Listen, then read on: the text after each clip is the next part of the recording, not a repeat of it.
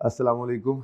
Lecture 5 और Kaif 5 what a coincidence start हो गया जी। ठीक है, अच्छा जी, थोड़ी बेसिक्स की बात हम कर रहे थे जिसमें हमने दो तरह की कॉस्ट क्लासिफिकेशंस पढ़ी। पहली हमने पढ़ी थी प्रोडक्ट कॉस्ट और पीरियड कॉस्ट, दूसरी हमने पढ़ी फिक्स्ड, वेरिएबल, सेमी वेरिएबल, तीसरी हमने चीज़ कल पढ़ी अगर सेमी वेरिएबल कॉस्ट आ जाए तो उसको बाइफरकेट करने का तरीका क्या है। अच्छा, परसेंटेजेस वगैरह, थोड़ा कॉस्ट वगैरह निकालना जैसे आपने निकाली थी इन क्वेश्चंस के अंदर, पहले 5 6 7 क्वेश्चंस किए आपने, 8 9 10, ये बेसिक्स थोड़ी थोड़ी चल रही थी, लेकिन इसमें ज़्यादा बोझ जो है ना एफ का चैप्टर, अगर आप, क्योंकि आई कैप का तो बेसिक का चैप्टर है कोई नहीं, तो आई कैप का अगर आप चैप्टर ओपन करेंगे ना, वो चैप्टर 2 है ये ओवरहेड्स का चैप्टर, तो उसके अंदर आपको ये सारी चीज़ें नज़र आएंगी।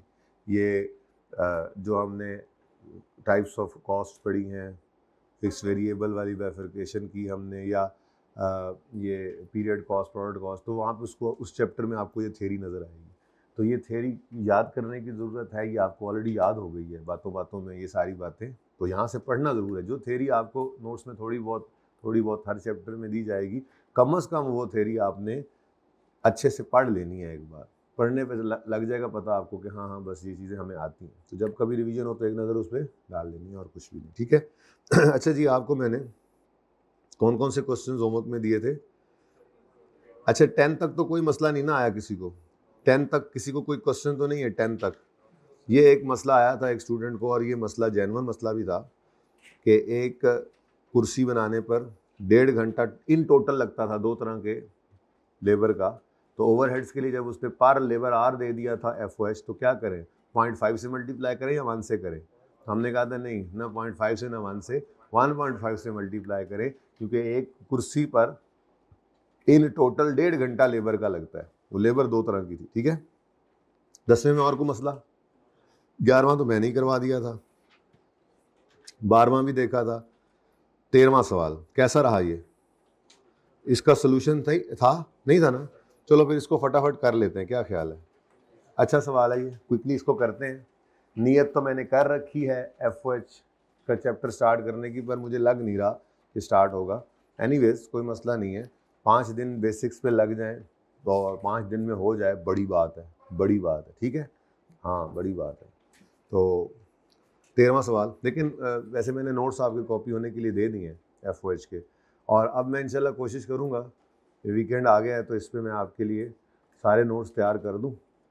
तो CMA का ये जो बेसिक्स ऑफ CMA वैसे ही लिखा हुआ है जी। तो एफ का जो चैप्टर है ये ख़त्म होते होते कोई 8 दिन तो लग ही जाते हैं, 8 से 10 दिन भी लग सकते हैं। ठीक है, तो इन मीनवाइल जो है वो आपके लिए मैं वो नोट्स बुकलेट फॉर्म के अंदर कॉपी करवा के फिर इधर रखवा दूँगा। ठीक है, तो फिर आप वो ले लीजिएगा, फिर इससे बार बार आपको ये अलग अलग पेजेस संभालने नहीं पड़ेंगे। किताबी शक्ल के अंदर लास्ट टाइम मैंने करवा लिए थे ये नोट्स, क्योंकि जब ये नोट्स मैंने हिसाब लगाया ना कि वहाँ पे मैं रखवाऊँ, तो वो नोट्स को 600-700 रुपये की कॉपी फ़ोटो कॉपियर से हो रहे थे। तो फिर पब्लिशर से बात की, तो मैंने कहा यार सस्ते से सस्ता कर दो काम, तो उसने कहा था कि 300 रुपये में मेरे ख्याल में सारे वो नोट्स इकट्ठे कर दूंगा, छोटी सी किताब बना दी थी। उसका फ़ायदा ये है कि एक आप अभी लें, सारा सेशन पढ़ें, फिर एंड पे साफ़ सुथरा सफ़ा चाहिए होता है रिवीजन के लिए, तो आप दोबारा वहाँ से पकड़ें, मतलब बर्गर की, वो अंडे वाले बर्गर की कॉस्ट के अंदर आपको नोट्स मिल जाने, तो आप दोबारा भी एक कॉपी ले सकें। तो होपफुली वो मैं आपके लिए कॉपी करवा पाऊँगा इस चैप्टर के बाद, फिर आप वो बुकलेट ले लीजिएगा। ठीक है, थोड़ी थोड़ी चेंजेस तो होंगी, सवाल नए अपडेट होंगे। आप, मैं तो ये कह रहा हूँ कि जो सेशन में यूज़ किया हो, एंड पे जाते हुए नया एक बुकलेट लेके जाएं, वो आप पिछले सेशन वाला यूज़ करना चाह रहे हैं। मेरा नहीं ख्याल कि कोई ज़रूरत है ये 300 रुपये का एक बुकलेट हो, तो आप उसको नया ही लें। ठीक है, नया लें, ताकि कोई अगर मैंने चेंज की है, कोई सोल्यूशन नहीं ऐड करूँगा, कोई गलती अगर है तो सही करूँगा, जो पिछली दफ़ा निकली थी, तो ये फिर थोड़ा सा बेहतरी आ जाती है। प्लस पिछली दफ़ा वाला, अगर असल मसला ये है कि पिछली दफ़ा वाला सफ़ा ओपन करेंगे, उसके ऊपर वो सारी गप्पें बातें लिखी होंगी, तो आपका दिमाग क्या काम करेगा फिर? तो एक फ्रेश सफ़ा होगा, थोड़ा अनसीन वाला एलिमेंट ज़रा ज़िंदा हो जाता है। इसलिए तो कह रहा हूँ कि सेशन के बाद जब रिवीजन स्टार्ट करो, तब भी एक नई किताब से करो, पुरानी साइड पे रखो, कोई समझ ना आए तो फिर उसको उठा के देखो, वरना तो सारी बातें ऊपर लिखी हुई होती हैं, तो मसले तो जो है, तो दिमाग आपका काम ही नहीं करता। ठीक है, ओके, क्या क्या कह रहे हैं? कुछ तो कह रहे थे, कुछ नहीं नहीं नहीं, बता दो प्लीज, साथ वाले को बता दो। अच्छा, रिक्वायरमेंट थी प्रिपेयर अ स्केड्यूल, अच्छा, to be presented to management showing following cost in respect of each van, हर वैन की ये कॉस्ट बतानी है पहले साल के ऑपरेशंस की, total fixed operating cost of each van बतानी है, टोटल वेरिएबल ऑपरेटिंग कॉस्ट बतानी है, what is this, what talk is, अच्छा, total variable, total fixed, total variable और total fixed plus variable total cost हो जाती है ना, ठीक है। फिर फिक्स कॉस्ट पर यूनिट जैसे होता है, ये गाड़ियों की कॉस्ट है तो ये पर यूनिट की बजाय पर किलोमीटर है, वेरिएबल पर किलोमीटर और टोटल पर किलोमीटर। यानी बेसिकली हमें क्या करना है, जो कल मैंने आपको पढ़ाया था, अच्छा जो कल पढ़ाया था ना उसकी थोड़ी सी ज़रा ये जो सवाल किया था इस तरह का, बड़ी इंपॉर्टेंट डिस्कशन थी। असल में हाई लो मेथड तो नहीं आना आपको सवाल में as it is high low method, लेकिन हाई लो मेथड यूज़ हो रहा होता है सवालों में। हाई लो मेथड मुख्तलिफ सवालों में 10 नंबर का, 12 नंबर का, 15 नंबर का सवाल है, स्टैंडर्ड कॉस्टिंग का सवाल है, CVP का सवाल है, डिसीजन मेकिंग का सवाल है। आपको फिक्स्ड वेरिएबल कॉस्ट अलग अलग चाहिए होती है, ठीक है, और वो दे इकट्ठी देता है, तो वहाँ पे एक अलग करना, ये हाई लो मेथड वहाँ यूज़ हो रहा होगा इस तरह से, ठीक है ना। तो इसकी थोड़ी सी प्रैक्टिस और कर लें, जाते हैं 13वें सवाल पे। फिर मैं एक एग्जाम्पल आपको बनाकर देता हूँ।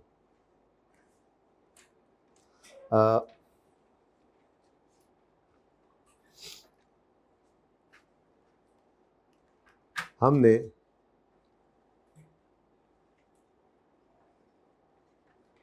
चलो यूनिट्स इस तरफ रख लेते हैं, जैसे ये डाटा बना हुआ था ना, ये इसी तरह का डेटा बना देता हूँ, 125 यूनिट्स, 180 यूनिट्स, ऐसे करके 3-4 लेवल्स पे, ठीक है। तो 3 लेवल्स बना देते हैं। हमने मार्च के महीने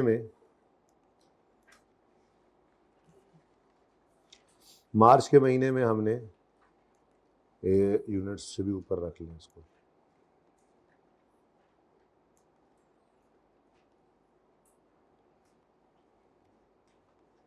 दस 10,000 यूनिट्स बनाए, सिंपल सी एग्जांपल, ठीक है जी।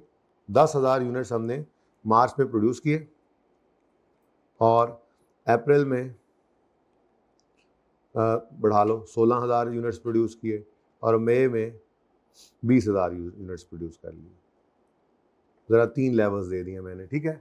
अब ये क्या है जी, 3 एक्टिविटी लेवल्स हैं, ओके, सही है।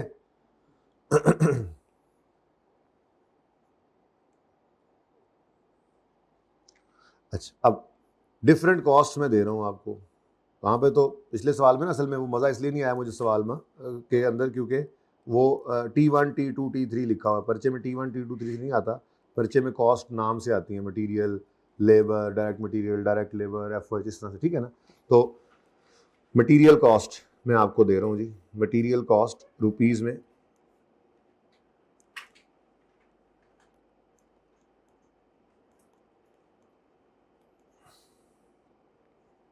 60,000 है, 96,000 है और 120,000, ठीक है। उसके बाद लेबर कॉस्ट, अब डेटा गिवन है ना आपको, ऐसे सवाल के अंदर डेटा गिवन होगा, डिसाइड करना होगा फिक्स्ड है, वेरिएबल है, सेमी वेरिएबल है। रूल वही, जो डिफरेंट एक्टिविटी लेवल्स पे सेम नज़र आएगी तो हम कहेंगे यार फिक्स्ड है, क्योंकि एक्टिविटी लेवल के बदलने से बदल नहीं रही। चेक करना हो तो कर लेना, पर यूनिट में डिक्रीज हो रही होगी अगर यूनिट्स इंक्रीज हो रहे हो, ठीक है। और अगर आपको चेंज होती नज़र आ रही है तो आपको कि है तो वेरिएबल, यूनिट्स बढ़ने से बढ़ रही होगी, कम होने से कम हो रही होगी।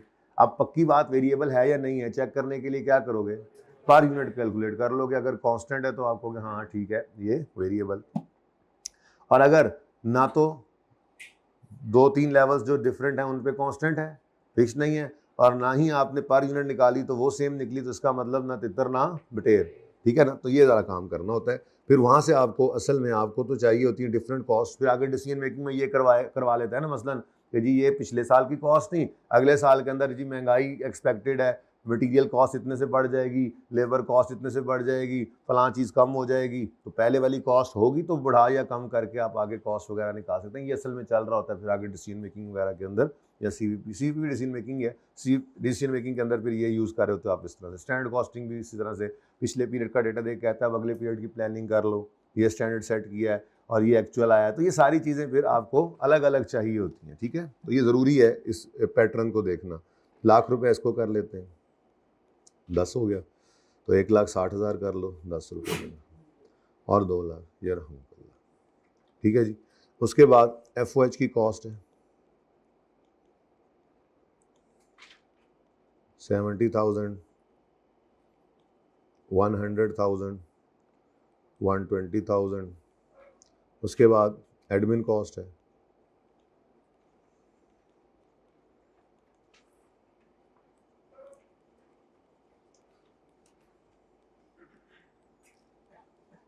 और फिर सेलिंग एंड डिस्ट्रीब्यूशन कॉस्ट है।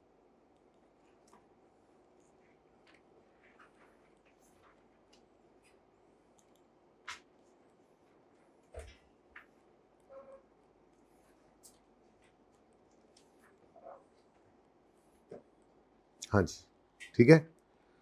लें जी, ये मिसाल के तौर पे एक सवाल, ये एग्जाम्पल है आपके पास से, ठीक है। अब मैंने आपको इसकी रिक्वायरमेंट मैंने कह दीजिए कि मुझे बताइए इसमें से कौन सी कॉस्ट वेरिएबल हैं, कौन सी फिक्स्ड हैं, कौन सी सेमी वेरिएबल हैं। अब ये डिसाइड करना है हमने, ठीक है।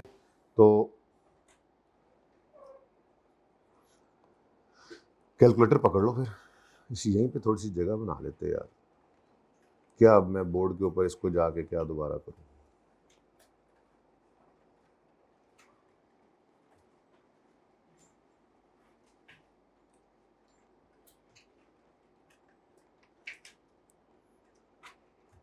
हाँ जी, जल्दी जल्दी शुरू कर दें, एग्जाम्पल है, मतलब आपने करना है ये काम, जल्दी जल्दी शुरू कर दें ये काम।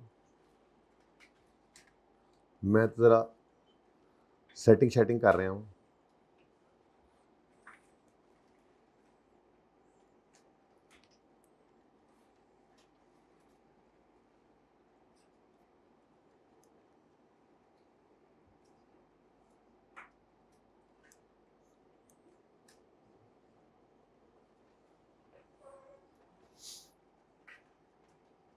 ठीक,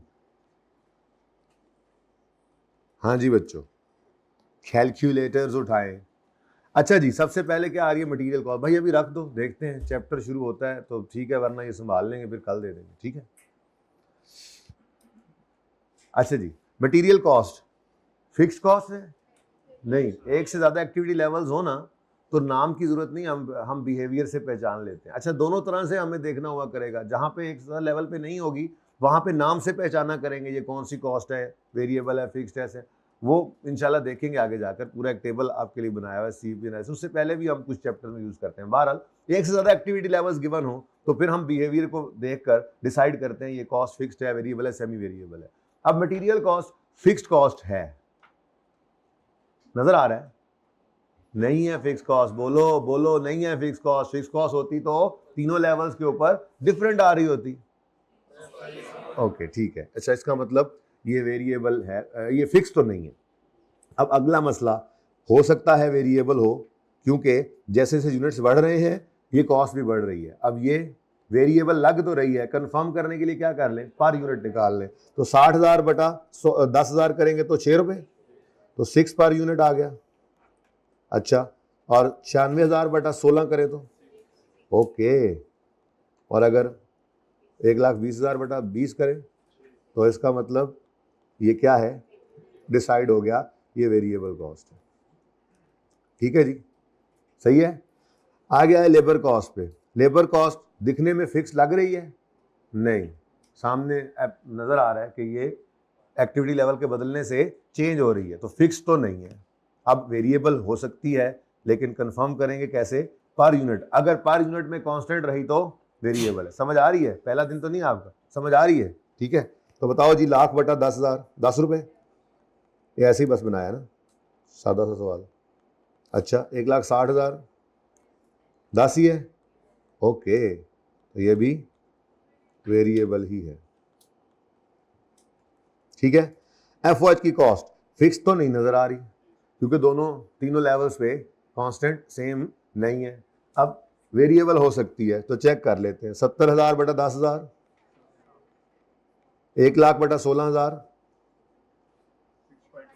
ओ 6.3 कह दूं, 6.3 कह दूं। वैसे 2.5 ही था, लेकिन बहरहाल मैंने तो जरा ऐसी चेंज दिखाना है कौन सा इसको यूज कर रहा हूँ। ये तो चेंज हो गई, आगे बढ़ो, लो कर लो कमाई। तो ये ना तो फिक्स्ड है ना ही वेरिएबल है, तो फिर ये मिक्स्ड है, मिक्स्ड यानी सेमी वेरिएबल कॉस्ट। अच्छा, अब अगर कोई कहे कि इसमें फिक्स्ड और वेरिएबल अलग अलग कर दो तो कोई मसला है? कोई मसला नहीं है। हम क्या करेंगे, हाई लो मेथड लगाकर इसको बाइफरकेट कर लेंगे, ठीक है। ओके, एडमिन कॉस्ट, हाँ जी, हाँ पहले नजर आ गया, ये क्या है, कुछ करने की जरूरत नहीं है फिर। अच्छा, वैसे तसल्ली करनी है तो कर लो, पर यूनिट निकालोगे तो जैसे जैसे यूनिट्स बढ़ रहे हैं इकोनॉमीज ऑफ स्केल मिल रही होगी, पर यूनिट में ये कम हो रही होगी, लेकिन जरूरत नहीं है फिलहाल आगे जाने की, सही है। ओके, लास्ट में है सेलिंग डिस्ट्रीब्यूशन, फिक्स तो नहीं है। अब चेक करें वेरिएबल है या नहीं है। 3 रुपीज 2 पॉइंट, ओए लो जी, तो फिक्स तो थी नहीं, ये कितना। असल में इसमें भी इकोनॉमी ऑफ स्केल ही मिल रही होती है, क्योंकि सेमी वेरिएबल के अंदर भी कुछ पोर्शन फिक्स भी होता है ना, जिसकी वजह से वो यूनिट्स के बढ़ने की वजह से कॉस्ट थोड़ी थोड़ी कम होती चली जा रही होती है। बहरहाल ये भी क्या है, तो ये बड़ी ही इंपॉर्टेंट डिस्कशन थी, ठीक है। तो इसकी पिक्चर ले लें जी, एक एग्जाम्पल अब चलेंगे। एक सवाल नंबर 12 हो गया और ये एक एग्जाम्पल 12A हो गई। 12A मतलब 12 के साथ ही मैंने इसको अटैच कर दिया ना, ठीक है। अगली बार इसको सवाल, पिछली बार भी सोचा था डाल देंगे इसको, बहरहाल इस तरह की कोई एग्जाम्पल, एनीवेज वो मौके पे जहन में आती है और फिर बाद में जहन से निकल जाती है। हाँ जी, चलें आगे। 13वां सवाल अटेम्प्ट किया होगा, होगी पिक्चर्स। अच्छा, हमने जी मशवरे से आप लोगों के आने से पहले एक मशवरा किया था कि हम जो है वो क्लास को 7:15 पे कर रहे हैं। सब ने कहा ठीक है 7:15 बहुत अच्छा टाइम है, तो फिर मैंने मजबूरन 7:15 कर दिया टाइम को। क्या करूँगा, बच्चों की बात तो मान, लेट आने वाले तो नहीं ना थे उस मशवरे में, है ना बच्चों, बोलो हाँ, समझ तो लग गई होगी मशवरे की, है ना। अच्छा चले, बहरहाल आपकी क्लास का टाइम है 7:25 से, आपकी क्लास का टाइम हो चुका है 7:15 से। मैं इसको 9:10 ही रखूँगा, चुप कर जाओ 9, लेकिन 9:10 पे छोड़ूंगा नहीं, इंशाल्लाह पूरी कोशिश करूंगा 9 बजे की नियत करूंगा, खास नियत करूंगा 9 बजे क्लास छोड़ने की, लेकिन फिर 9:05 तक उम्मीद है फ्री कर दूंगा, ठीक है। आगे क्लासेस का थोड़ा सा इशू आ रहा है, बहुत ज़्यादा क्लोज हो गई हैं क्लासेस, तो आपकी क्लास से पहले तो किसी की कोई क्लास नहीं ना होगी, इसलिए उसको 10 मिनट ऊपर कर लिया, फिर दरमियान वाली को वहीं छोड़ दूंगा। R1 को जो जोहर के वक्त है उसको फिर 10 मिनट नीचे कर रहा हूँ, इस तरह से करके थोड़ा सा मैनेज किया। जी बेटा, बहुत अर्ली है, 7:25 से सिर्फ 10 मिनट्स अर्ली है, ठीक है। ओके, मेरे बच्चों ने हिम्मत करनी है आने की, ठीक है। ये तो उन्होंने पता नहीं गलती से 7:25 कर दिए। मेरी क्लासेस सर्दियाँ गर्मियाँ हमेशा 7:15, गर्मियों में 7 बजे और सर्दियों में 7:15 होती है, और ये होती आ रही है 10 साल तकरीबन हो गए हैं, तो बच्चे आते आ रहे हैं। कुछ नहीं, हिम्मत करना, इंशाल्लाह 10 मिनट से उस्ताद की दुआएं मिलेंगी। इमोशनल ब्लैकमेलिंग, बेटा 10 मिनट कोई नहीं है इतना अर्ली, ठीक है। बाकी कोई नहीं, 7:15 पे कोशिश करना, आ जाना। 2-4-5 मिनट तो वैसे भी सीधे पदरे होते तो लग ही जाते हैं, आ जाना, ठीक है। 10 मिनट है, 7 बजे तो नहीं है कि 7 बजे अर्ली है। 7 बजे तब करेंगे जब कोई जनवरी में जाके जो है ना, जनवरी और उसमें महीने में मुझे लगेगा नहीं यार थोड़ा सा टाइम और चाहिए, तो एक्स्ट्रा क्या बुलाना इनको, रोज 15 मिनट ऊपर, वो मार्जिन उसके लिए रखा है, उस वक्त के लिए, अभी नहीं। अभी आप इजी पीजी चलें, ठीक है। तो जहन में रखें बेटा, अभी तो कहाँ 7 तक भी लेके जा सकता हूँ आखिरी महीने में। मैं बच्चे कोशिश करता हूँ एक्स्ट्रा क्लास ना हो आप लोगों की, ठीक है ना। तो उसको ऐसे ही मैनेज करते हैं, रोज 10-15 मिनट एक्स्ट्रा पढ़ लेंगे तो वो बोझ भी नहीं पड़ेगा, सवेरे सवेरे दिमाग भी फ्रेश होता है। हैं जी, नमाज पढ़ी, जिक्र किया, कुरान तिलावत की, क्लास में आ गए, CMA। तो ये इंशाल्लाह 9 बजे ख़त्म करने की कोशिश करेंगे। अच्छा जी, वापस आए, क्वेश्चन 13।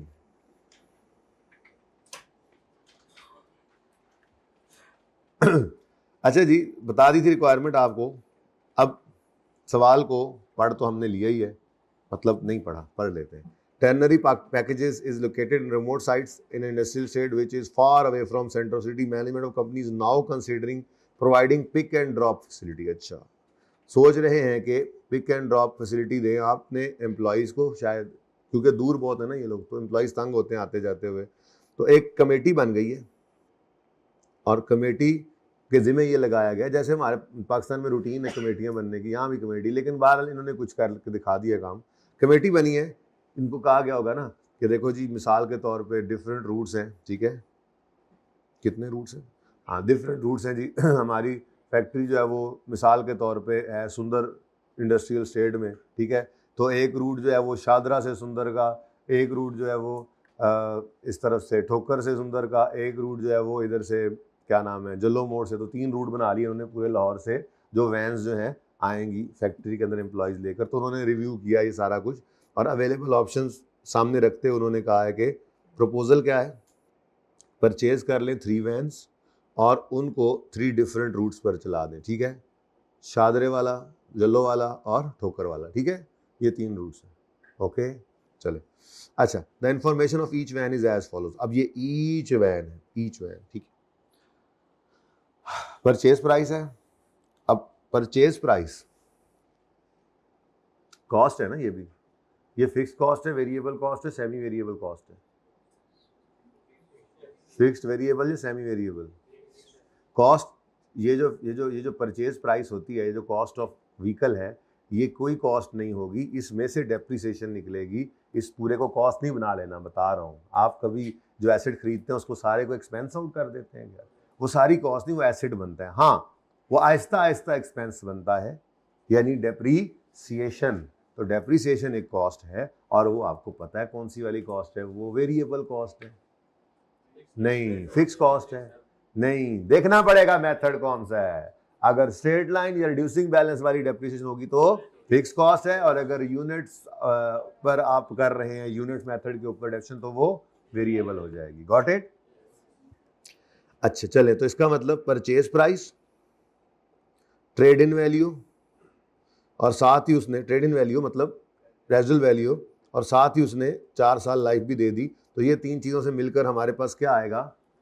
फिक्स कॉस्ट आएगी। क्या आएगा? डेप्रिसिएशन आएगी, कह लो डेप्रिसिएशन आएगी। और डेप्रिसिएशन सवाल में कहीं नहीं बताया होगा, तो स्ट्रेट लाइन ही यूज़ करेंगे, स्ट्रेट लाइन हो या रिड्यूसिंग बैलेंस। ये रिड्यूसिंग बैलेंस भी क्या है? फिक्स कॉस्ट है, कल बताया था आपको। देखो मेरी बात सुनो, रिड्यूसिंग बैलेंस मेथड में क्या होता है, हमने एसेट खरीदा जी 100 रुपये का, हमने इसको डेप्रिशिएट किया 10% के हिसाब से, तो 10 रुपये डेप्रिशिएट हुआ, बुक वैल्यू क्या आ गई? अगले साल डेप्रिसिएशन 10% के हिसाब से क्या आई? क्या बच गया? अगले साल डेप्रिसिएशन 10% के हिसाब से क्या आई? अब ये क्या हो रहा है? डेप्रिसिएशन हर साल कम हो रही है, तो क्या कहते हैं? वेरी कर रही है कॉस्ट। भाई ये कोई कॉस्ट का वेरी करना आउटपुट की वजह से, वॉल्यूम के चेंज होने से अगर वेरी कर रही है कॉस्ट, तो उसको वेरिएबल कॉस्ट कहते हैं। ये आउटपुट के वॉल्यूम के चेंज होने से तो चेंज नहीं, तो मेथड का कमाल है। हो सकता है पहले साल में आपने जो है वो 10,000 यूनिट्स बनाए हो फैक्ट्री में, दूसरे साल में 12,000 बनाए हो। अब वॉल्यूम बढ़ गया है, कॉस्ट कम हो रही है। तीसरे साल में हो सकता है आपने 5,000 बनाए हो, चौथे साल में हो सकता है आपने 20,000 बनाए हो यूनिट्स। तो यूनिट्स के चेंज होने से ये कॉस्ट चेंज नहीं हो रही। ये तो डेप्रिसिएशन मेथड का कमाल है कि हर साल डेप्रिसिएशन एक्सपेंस कम होता जा रहा है। ठीक है, तो जहन में रखना वॉल्यूम के चेंज होने से जो कॉस्ट चेंज हो वो वेरिएबल कॉस्ट, और वॉल्यूम के चेंज होने से जो कॉस्ट चेंज ना हो इन टोटल में वो फिक्स कॉस्ट। ये वॉल्यूम के बदलने से नहीं बदल रही। ऐसे ही स्ट्रेट लाइन है, स्ट्रेट लाइन मेथड में भी प्रोडक्ट का तो कोई गड़बड़, प्रोडक्ट के साथ तो कोई लेना देना नहीं है। 10 रुपये की डेप्रिसिएशन आई, कितना आ गया जी? अगले साल फिर 10 आ जाएगी, अगले साल फिर 10 आ जाएगी, एंड सो ऑन। अब इस साल इसमें क्या है? सेम है। अब इसमें आपको मसला है तो आप कहते हो हाँ फिक्स्ड है। ओके, तो स्ट्रेट लाइन हो या रिड्यूसिंग बैलेंस हो, डेप्रिसिएशन एक्सपेंस इसका क्या होता है? Fixed cost. और अगर आउटपुट मेथड हो, जाहिर सी बात है, फिर जब वॉल्यूम ज़्यादा बनाओगे तो डेप्रिसिएशन ज़्यादा चार्ज करोगे, वॉल्यूम कम बनाओगे तो डेप्रिसिएशन कम चार्ज करोगे, क्योंकि पर यूनिट डेप्रिसिएशन निकाल लेते हैं ना आप। Cost divided by total expected units जो उसने प्रोड्यूस करने हैं, एसेट ने अपनी लाइफ में, उससे डिवाइड कर लेते हो, आपके पास डेप्रिसिएशन आ जाती है पर यूनिट। अब जितने ज्यादा यूनिट्स बनाओगे उतना ज्यादा डेप्शन होगी, जितने कम यूनिट्स बनेंगे उतनी कम डेप्शन होगी, तो वो वेरिएबल कॉस्ट बन जाती है फिर डेप्रिसिएशन अगर आउटपुट मेथड की हो। ओके, याद रहेगा। अच्छा जी, फिर इंश्योरेंस प्रीमियम पर, हाँ जी, क्यों? हाँ, एनुअल कॉस्ट है भाई। गाड़ी कोई एक गाड़ी एक रूट वाली चली नहीं, खड़ी रही, कभी चलती है, हफ्ते में एक दफा जाती है बस, जलो वाली ट्रिप जलो वाली गाड़ी जो है वो चली नहीं, कम चली, हफ्ते में 2 दिन चलती है, बाकी सारी 10 दिन चल रही है। इंश्योरेंस तो सबकी बराबर ही हुई है, ठीक है। इंश्योरेंस तो पर मंथ पर एनम जितने खर्चे दिए होते हैं वो मंथली कॉस्ट या एनुअल कॉस्ट वो फिक्स कॉस्ट होती है, क्योंकि वो वॉल्यूम के बदलने से नहीं बदल रही।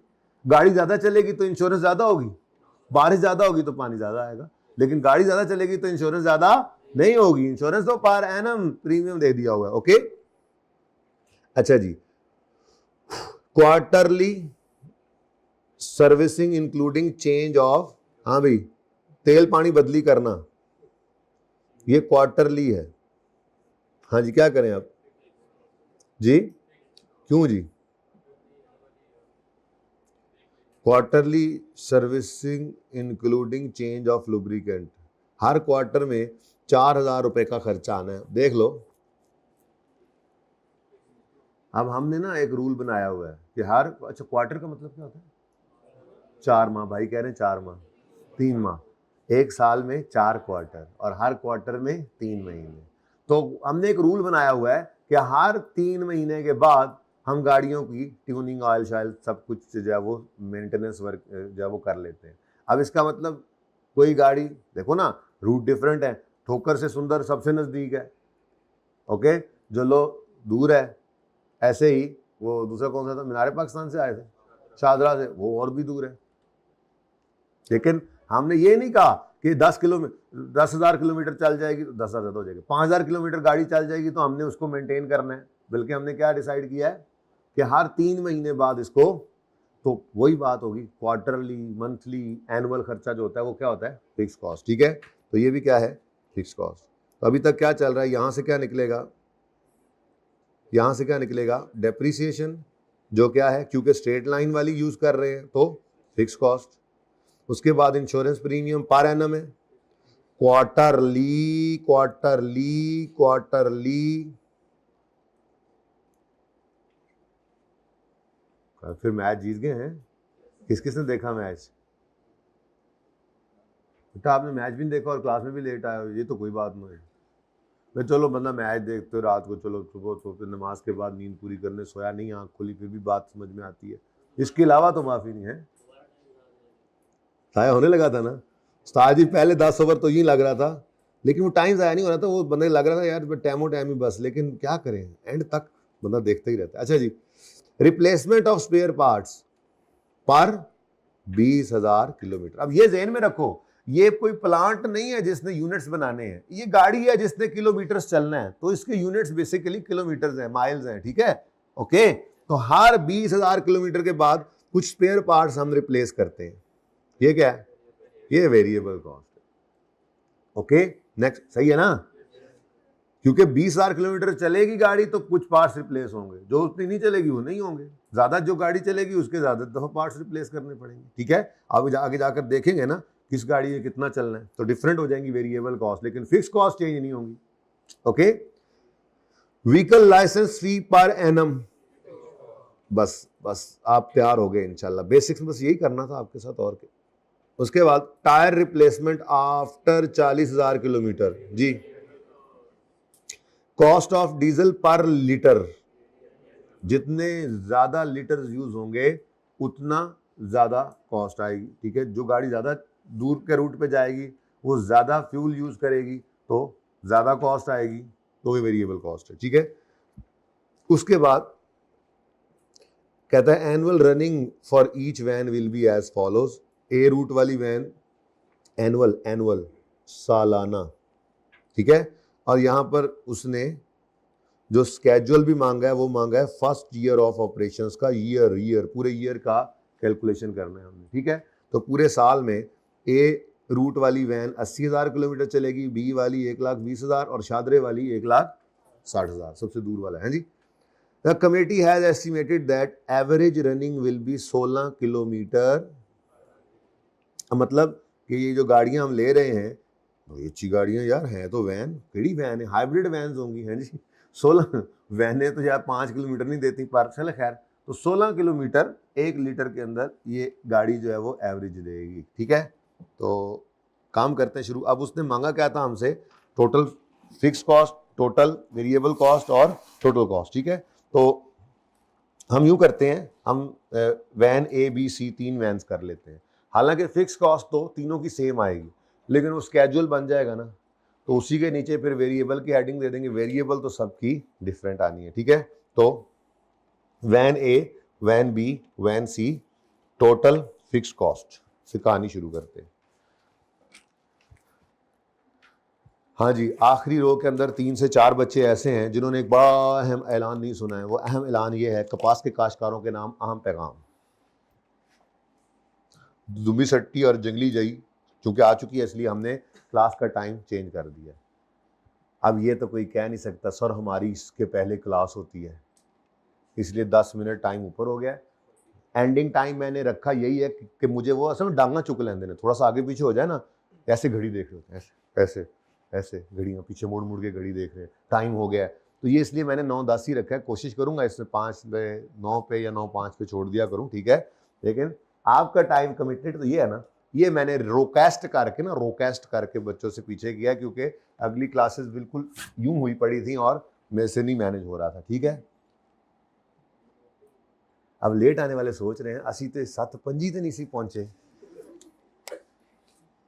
तो आप ना 7 जहन में रखेंगे तो 7:15 पहुंच जाएंगे, ठीक है। ओके, सी यू टुमारो, नहीं see you guys on Monday at 7:15। मैं आऊं, आप लोग पहले बैठे हो, ठीक है। आखिरी 2 3 4 इधर से, ये लेट आए, इधर से 2 2 3 4, ठीक है ना, होगा ना इंशाल्लाह। ओके, चलो जी, सवाल करो जी, सवाल करो जी, गल्लां घट करो, उस्ताद जी काम कराया करो, फिर तुम टाइम बढ़ाते हो, तो गल्लां करी जाते हो, पढ़ाओ तो जाओ। अच्छा ठीक है, क्वेश्चन 13 है जी। तो टोटल फिक्स्ड ऑपरेटिंग कॉस्ट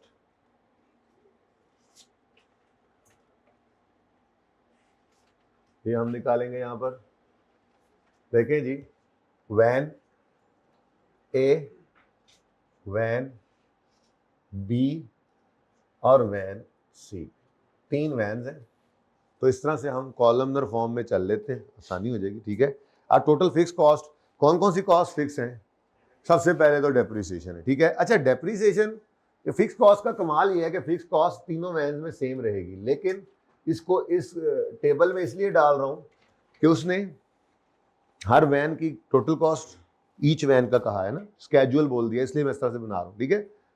फिर हर वैन की टोटल वेरिएबल कॉस्ट, फिर हर वैन की टोटल कॉस्ट, तो यहीं पर एंड पे जाके टोटल कर देंगे, अपना काम बन जाएगा। अच्छा, वो कह दे हर वैन की कॉस्ट पर किलोमीटर भी निकाल दो, तो टोटल को डिवाइड कर देंगे, जितना उसने मील चलना है, किलोमीटर चलना है, वो भी आ जाएगा, ठीक है। तो सवाल में आपको जैसे डेटा गिवन हुआ करेगा आप वैसे चलते जाया करिएगा। एंड पे जाके अगर उसने टोटल कॉस्ट मांगी है तो टोटल निकाल ली, तो फिर तो छोड़ दें। अगर उसने पर यूनिट मांगी है तो एंड पे यूनिट से माइल से डिवाइड कर देंगे। डेटा पर यूनिट में ज्यादा गिवन है तो पर यूनिट में करी जाएंगे सवाल। एंड पे जाके देखेंगे उसने टोटल मांगा हुआ है तो यूनिट से मल्टीप्लाई कर देंगे। तो ये हम सवाल के हिसाब से चला करेंगे, कोई ऐसा मसला नहीं है, ठीक है। तुम फिर साथ साथ बैठ के गप्पे लगाई जा रहे हो हैं। 7:15 के ऊपर दुख चल रहा है इस वक्त, दूर होके बैठो, फिर हो जाओ दूर जरा, तुम लोगों के दरम्यान मैंने इजाज को बिठा देना। अच्छा जी, लो जी, depreciation expense, depreciation straight line method के ऊपर। अब हर वैन की कॉस्ट, लो जी ऐलान फिर करना पड़ेगा, इन्होंने ऐलान दस देना। बैठो बैठो बैठो, बैठ जाओ बैठ जाओ बैठ जाओ। ये नोट्स अभी नहीं लेने आप लोगों ने, ये बहुत दूर की बात है, अभी आप सिर्फ बैठ जाए। अभी ये चैप्टर थे मुकलब है, वो हिफ्ज़ मा तक़द्दुम के तौर पर मैंने कॉपीज करवा ली थी। हाँ जी, ये ना सारा कुछ एक वैन के बारे में। तो एक वैन कितने की आएगी? 12 लाख की, और 4 साल बाद उम्मीद है कि 2 लाख की वो बिक भी जाएगी। 4 साल ही हमने फिर यूजफुल लाइफ लेनी है, ठीक है। तो ये एक वैन का डेटा है। तो कितनी जी कॉस्ट? अच्छा मैं थाउजेंड्स में कर लूं, अब ऊपर लिखना भी था, यहां लिख देता हूं, चलो रुपीज इन थाउजेंड्स, तो 1200 माइनस 200 डिवाइडेड बाय 4। अब एक साल की डेप्रिसिएशन आएगी और उसने एक साल का ही डेटा मांगा हुआ है। अब डेप्रिसिएशन देखो, जब एसेट अवेलेबल फॉर यूज हो जाता है ना, इंट्रो में आप पढ़ के आए हैं, इंट्रो तो सबने पढ़ी हुई है ना, नहीं पढ़ी हुई तो इतनी को बात मैं बता रहा हूं आपको, अगर एसेट आपका अवेलेबल फॉर यूज हो जाए तो चाहे आप उसको यूज करें या ना करें, डेप्रिसिएशन स्टार्ट हो जाती है। फिर आपका एसेट बीच में वेला पड़ा रहे, एक गाड़ी बीच में खड़ी रही, 2-3 महीने खड़ी रही, पूरे साल में 2-3 महीने छुट्टियां हो गई, हड़ताल हो गई, काम ही बंद हो गया, 2-3 महीने गाड़ी खड़ी रही, तो डेप्रिसिएशन फिर भी नहीं रुकेगी, क्योंकि एसेट तो अपनी वैल्यू को लूज कर ही रहा है। ठीक है ना, सही है। तो डेप्रिसिएशन, इसीलिए तो इसको फिक्स कॉस्ट कह दिया। कितनी आती है? 250। ये कोई टॉपिक नहीं है, लेकिन ये सारे टॉपिक्स हैं जो हम कर रहे हैं। ठीक है, वैसे जब आप आई कैप की किताब में, मैं एफओएच के चैप्टर में भी देखोगे, लेकिन आई कैप की किताब में जाकर देखोगे तो आप कहोगे ओह सारी बेसिक्स यहाँ पर पढ़ी हुई थी, हमें एफओएच के चैप्टर में पढ़ा देते। असल में बेसिक्स में ही ये कुछ चीज़ें इकट्ठी पढ़ाई जाती हैं और फिर ये सारे मैनेजमेंट अकाउंटिंग में आपकी यूज होती रहेंगी। ठीक है, अच्छा जी, next, depreciation is over. Next is insurance premium per annum, और ऊपर क्या लिखा हुआ है? पर वैन, ईच वैन, बस ध्यान में रखना, ये सारी कॉस्ट जो है वो एक वैन की है। ठीक है, तो इंश्योरेंस प्रीमियम तो सीधा सीधा ही 50,000 आ जाएगा। एक ही बार चलते हैं वहीं पे यार, ये तो 50-50 तीनों में आ गया। ठीक है, उसके बाद क्वार्टरली सर्विसिंग है, कितनी? 4। एक वैन की एक क्वार्टर की सर्विसिंग, ऑयल ट्यूनिंग वगैरह करवाते हैं हर 3 महीने बाद, कितने की? 4,000। हमने एनुअल स्केड्यूल बनाना है पूरे साल का, एनुअल कॉस्ट निकालनी है, तो क्या करना पड़ेगा? 4,000 इंटू 4। समझ आ रही है? शुक्र है। नेक्स्ट, और उसके बाद आगे वेरिएबल कॉस्ट है। चलो ये दो तो लिखे ना, इंश्योरेंस प्रीमियम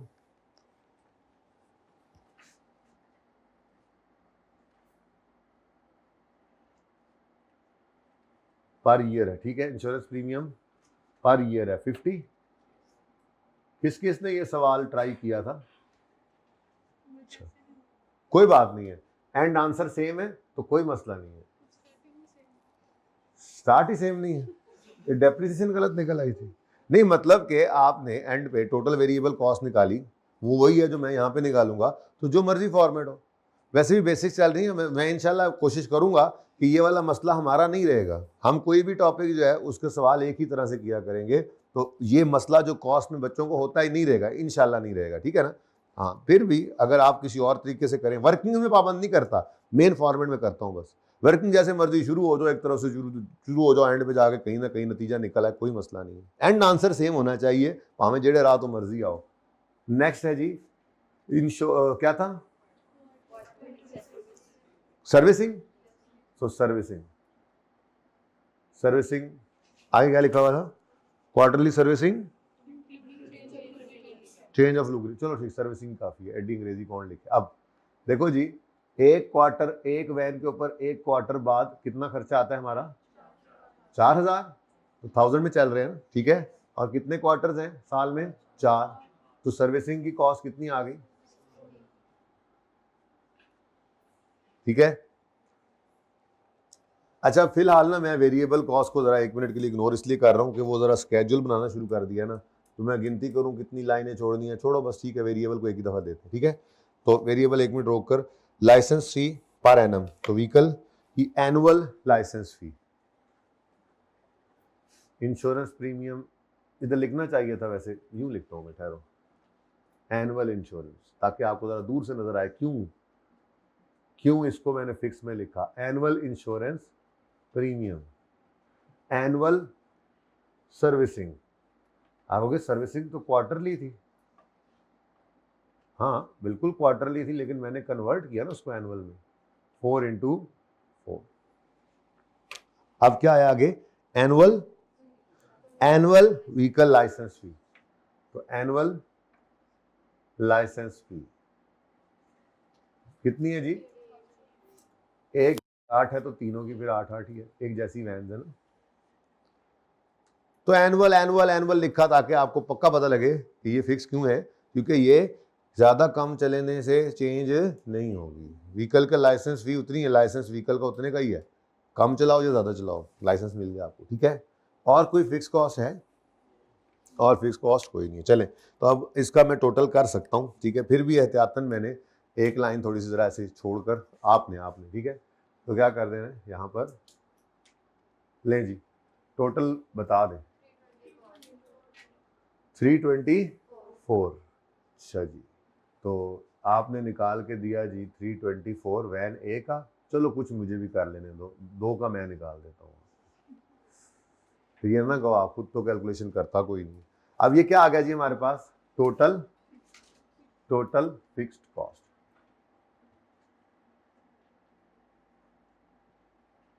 अच्छा जी, अब ये हमारी रिक्वायरमेंट कौन सी है, ए, टोटल फिक्स्ड ऑपरेटिंग कॉस्ट लिखा हुआ था उसमें।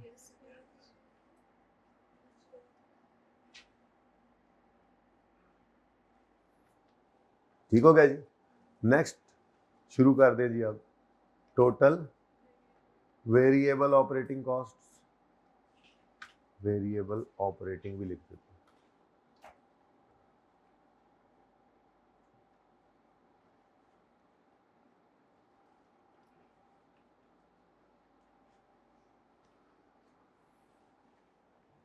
जी बच्चों, अब वापस आओ फिर जी। सबसे पहले है रिप्लेसमेंट ऑफ पार्ट्स।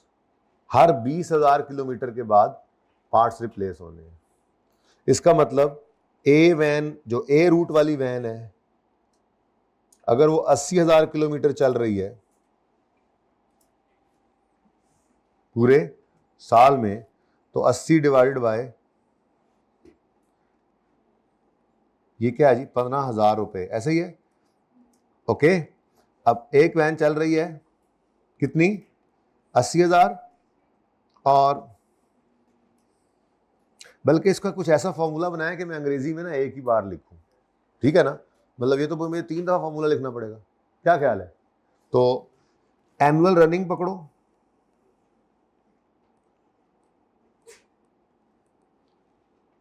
और इसको मल्टीप्लाई कर दो इस तरह से, ठीक है, कि 15,000 ये पर किलोमीटर निकल आएगा ना। 2 तरीके हैं। पहला तरीका मैं कहता हूं जी 15,000 रुपये लगते हैं हर 20,000 किलोमीटर के बाद। तो क्या ख्याल है, अगर मैं ऐसे लिख दूं तो मेरे पास पर किलोमीटर अमाउंट नहीं आ जाएगी, कितना आता है, 60 टोटल 60 इंटू 80,000 करो जरा, ये आ गया ना 6, देखो ये आ गया 60 रुपीज पर किलोमीटर ना। अच्छा 60,000 है, चलो ये 60,000 आ गया। अब कोई बच्चा कहेगा नहीं मुझे ऐसे नहीं, मुझे ऐसे निकालना है कि 80,000 किलोमीटर टोटल ए चली है, और हर 20,000 किलोमीटर के बाद 15,000 रुपया खर्च होता है। तो फिर इसका आंसर भी क्या है, 60 है। अब कौन सा बेहतर लग रहा है आपको, दोनों ही बेहतर है, जैसे मर्जी कर लो। अब ये बात कह रहा हूं, कॉस्ट है, मैथमेटिक्स है, जिस तरह से मर्जी आ जाए। देखो क्या कह रहा है वो, हर 20,000 किलोमीटर के बाद 15,000 रुपये खर्च होते हैं। तो हमने क्या कह लिया कि जी 80,000 अगर गाड़ी चलेगी तो कितनी बार ये खर्चा होगा, तो 80,000 बटा 20,000 किया तो 4 बार ये खर्चा होगा, 4 बार 15,000 लगेगा, तो टोटल कितना लग गया, 60,000। एक दूसरे भाई उठे, उन्होंने कहा नहीं नहीं नहीं, ये बात पसंद नहीं आई, आप ना इसको पर किलोमीटर में कन्वर्ट कर लें रिप्लेसमेंट कॉस्ट को। वो कैसे जी, 15,000 रुपये लगते हैं हर 20,000 किलोमीटर के बाद, तो 15,000 बटा 20 कर लो, 15,000 बटा 20,000 करो तो कितना आता है, 0.75 रुपीज पर किलोमीटर। ये निकाल लिया पर किलोमीटर। अब आगे जितना चलती जाए उससे मल्टीप्लाई करते जाओ। तो दोनों ही बिल्कुल सही है, आंसर तो दोनों से ही यहां पर पहुंचा है, ठीक है ना। तो क्या करना है फिर,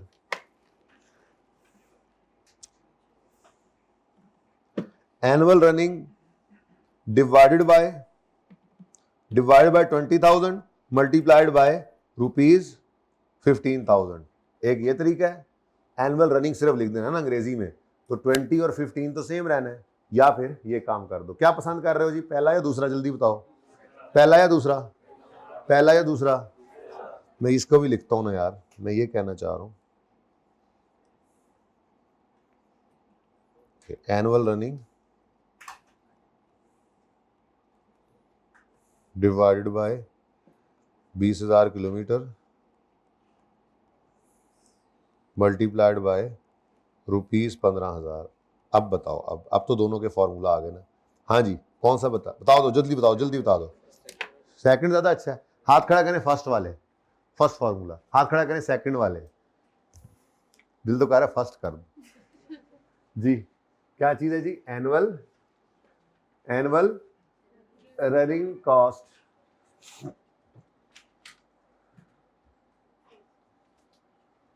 अच्छा, एनुअल से परेशान ना हो जाओ, इसलिए मैं सिर्फ रनिंग कॉस्ट लिख रहा हूं। रनिंग कॉस्ट, इधर देखिए जी, रनिंग कॉस्ट निकालने के लिए हमने एनुअल रनिंग ली, डिवाइड किया उसको 20,000 किलोमीटर्स के साथ, मल्टीप्लाई कर दिया उसको 15,000 रुपयों के साथ। ठीक है जी।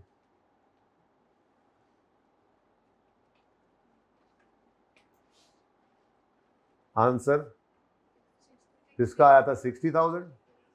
अब एनुअल रनिंग चेंज करते जाओ, बाकी फॉर्मूला सेम है, तो एक ही बार हमें फॉर्मूला लिखना पड़ा ना। ठीक है, तो वैन बी की एनुअल रनिंग क्या है?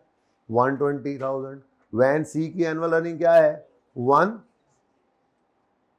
तो दूसरी है 120 डिवाइडेड बाय 20,000। इसका मतलब 6 दफा साल के अंदर ये आपको मेंटेनेंस करानी पड़ेगी और हर दफा 15,000 लगता है। तो इसका आंसर क्या है? तीसरी की रनिंग है 1,60,000 किलोमीटर। 1,60,000 को 20,000 से डिवाइड किया तो 8 दफा इस गाड़ी की मेंटेनेंस करनी पड़ेगी और हर मेंटेनेंस पे कितने पैसे लगेंगे? अब जो जितना ज्यादा चल रही है उतनी ज्यादा कॉस्ट इनकर हो रही है। ये जरा इसलिए मैं नहीं करना चाह रहा था कि इससे आपको ये महसूसमेंट नहीं हो रही है कि ये वेरिएबल कॉस्ट है। जो दूसरा मैंने आपको बताया था ना तरीका, उसमें मैंने क्या किया था? उसमें मैंने पर यूनिट कॉस्ट निकाल दी थी आपको। 15,000 डिवाइडेड बाय 20,000 करके मैंने क्या कहा था? पर किलोमीटर ये कॉस्ट है। तो जितने किलोमीटर चलती जा रही है गाड़ी उतनी कॉस्ट बढ़ती जा रही है। इसलिए मुझे जरा वो पसंद आ रहा था। अभी भी चेंज कर सकता हूं, कर दूं? जरा मेरा दिल कर रहा है। ठीक है, ये बिल्कुल सही है, बिल्कुल सही। तीसरा भी बताओ, 120। ये बिल्कुल सही है, कोई मसला नहीं है। लेकिन चूंकि मैंने ऊपर क्या लिखा हुआ है, अभी नया अभी इब्तदाई इश्क है, नई नई क्लासेज हैं, बचपन है अभी आपका। ठीक है, तो मैं जरा चाह रहा था कि आपको वो जरा रनिंग कॉस्ट, जरा वेरिएबल कॉस्ट की शक्ल सी नजर आए। इधर देखो, ₹15,000 डिवाइडेड बाय 20,000 किलोमीटर। इसका आंसर क्या आता है? 0.75 पर किलोमीटर। ठीक है, ये मैंने यहां पर लिख दिया। चलो ये भी लिख देता हूं, 0.75 पर किलोमीटर इनटू एनुअल रनिंग। ये मैं असल में बताना चाह रहा था आपको कि ये बन गया ना जी ₹75 है, 0.75 पर किलोमीटर। अब ये मैंने एक वेरिएबल कॉस्ट की शक्ल बना दी। ये मैं इस तरह से चाह रहा था इसलिए, वरना दोनों तरह से आंसर सेम रहना है। ठीक है, अब पर किलोमीटर कॉस्ट आ गई है, इसको मल्टीप्लाई कर दो एनुअल रनिंग के साथ। ठीक है जी, तो एनुअल रनिंग हर एक की डिफरेंट है, तो पर यूनिट कॉस्ट निकल चुकी है, तो जिसकी रनिंग ज्यादा उसकी कॉस्ट ज्यादा। ये मैं सिर्फ इसलिए चाह रहा था इस तरह से करवाना। ठीक है, वरना दूसरा मुझे पता है आपको ज्यादा आसान लग रहा था। Okay, got it? दोनों तरह से आंसर सही है। Okay, next. अब ऐसे ही और भी कोई आया तो वो भी ऐसे ही कर लेना। ठीक है, जैसे कि इससे अगला क्या है? हाँ जी, टायर रिप्लेसमेंट वेरिएबल कॉस्ट है। अब ये क्या कह रहा है? हर 40,000 किलोमीटर के बाद करना पड़ता है और 14,000 रुपये खर्चा आता है। तो इसको भी कर सकते हैं हम उसी तरह से। 14,000 डिवाइडेड बाय 40,000 करेंगे तो क्या आ जाएगा? पर किलोमीटर कॉस्ट, और फिर जितने किलोमीटर जो ज्यादा चलेगा उतनी उसकी ये कॉस्ट आती जाएगी। ठीक है, तो रिप्लेसमेंट ऑफ टायर रिप्लेसमेंट,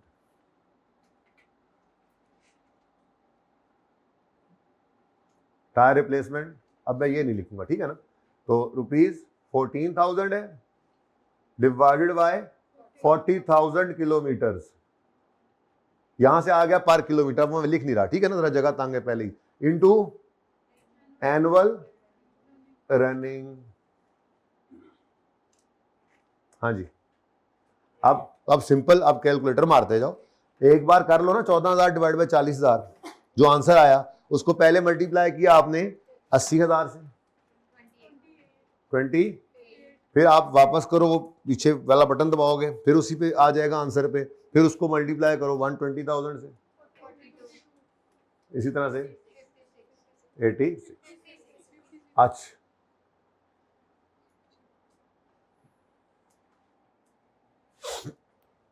जी और क्या रह गया? Cost of diesel per litre, तो फ्यूल की कॉस्ट भी वेरिएबल कॉस्ट होती है। अब वो क्या कह रहा है, 40 रुपए पर लीटर, तो ये जरा आप जैसे आपको पसंद है वैसे ही कर लो, ठीक है तो वेरिएबल कॉस्ट ही ना।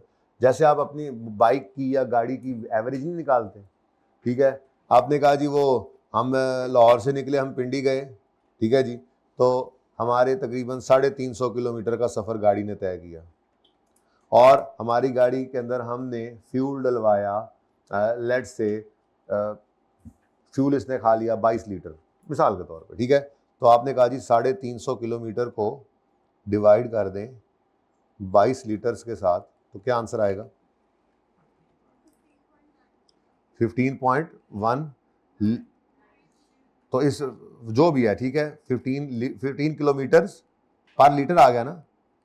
इसको मल्टीप्लाई किससे कर दोगे जी? आजकल मसलन 300 रुपये का पेट्रोल आ रहा है, मसलन राउंड करके जरा बोला, ठीक है, तो 15 इंटू 300 आपकी क्या आ जाएगी? Fuel cost. ओके, तो ऐसे कर लो, आपकी मर्जी है, या फिर आप ये कर लो, एनुअल रनिंग को डिवाइड कर दो एवरेज पर लीटर के साथ, यानी पूरे साल में अगर वैन 80,000 किलोमीटर चली है और हमारी वैनें जो हैं, वैनें ये 16 किलोमीटर पर लीटर की एवरेज देती हैं, तो 80,000 डिवाइडेड बाय 16 करें तो आंसर क्या आता है? बोलो, हाँ, यानी 5,000 लीटर इसने खर्च किए पूरे साल में, और 1 लीटर की प्राइस क्या है? वो पता नहीं कौन से ज़माने का सवाल है, आपने तो कभी होश में भी ये नहीं रेट देखा होगा, है ना। हमने को 90-100 को देखा था 2000 के मतलब 99 के आखिर में, या 2000 के अवाइल में शायद 40 रुपए का लीटर, ये पता नहीं कब का सवाल है। अच्छा खैर, ये मुझे ज़्यादा बेहतर लग रहा है, ठीक है, तो हम क्या कर लें, फॉर्मूला कैसे बनाएंगे? Average running divide by average पर लीटर इंटू रेट पर लीटर, 40 भी लिख सकते हो। तो फ्यूल कॉस्ट में आपने क्या लिखा जी? क्या लिखा है मैंने? वो क्या है running, annual running, annual running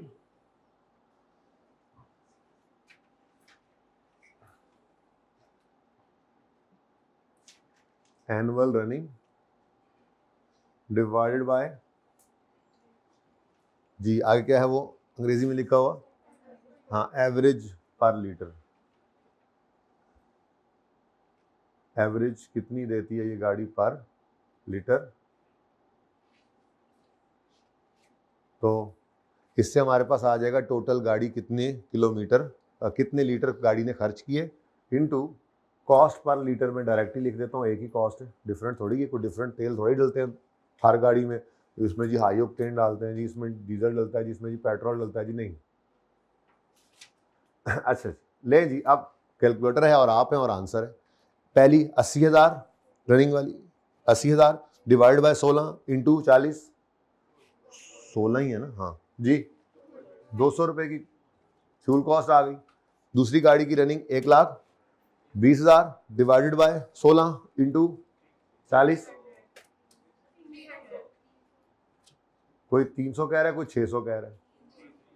अच्छा ठीक है, ठीक है, 1,60,000 divide by 16 into 40, 400।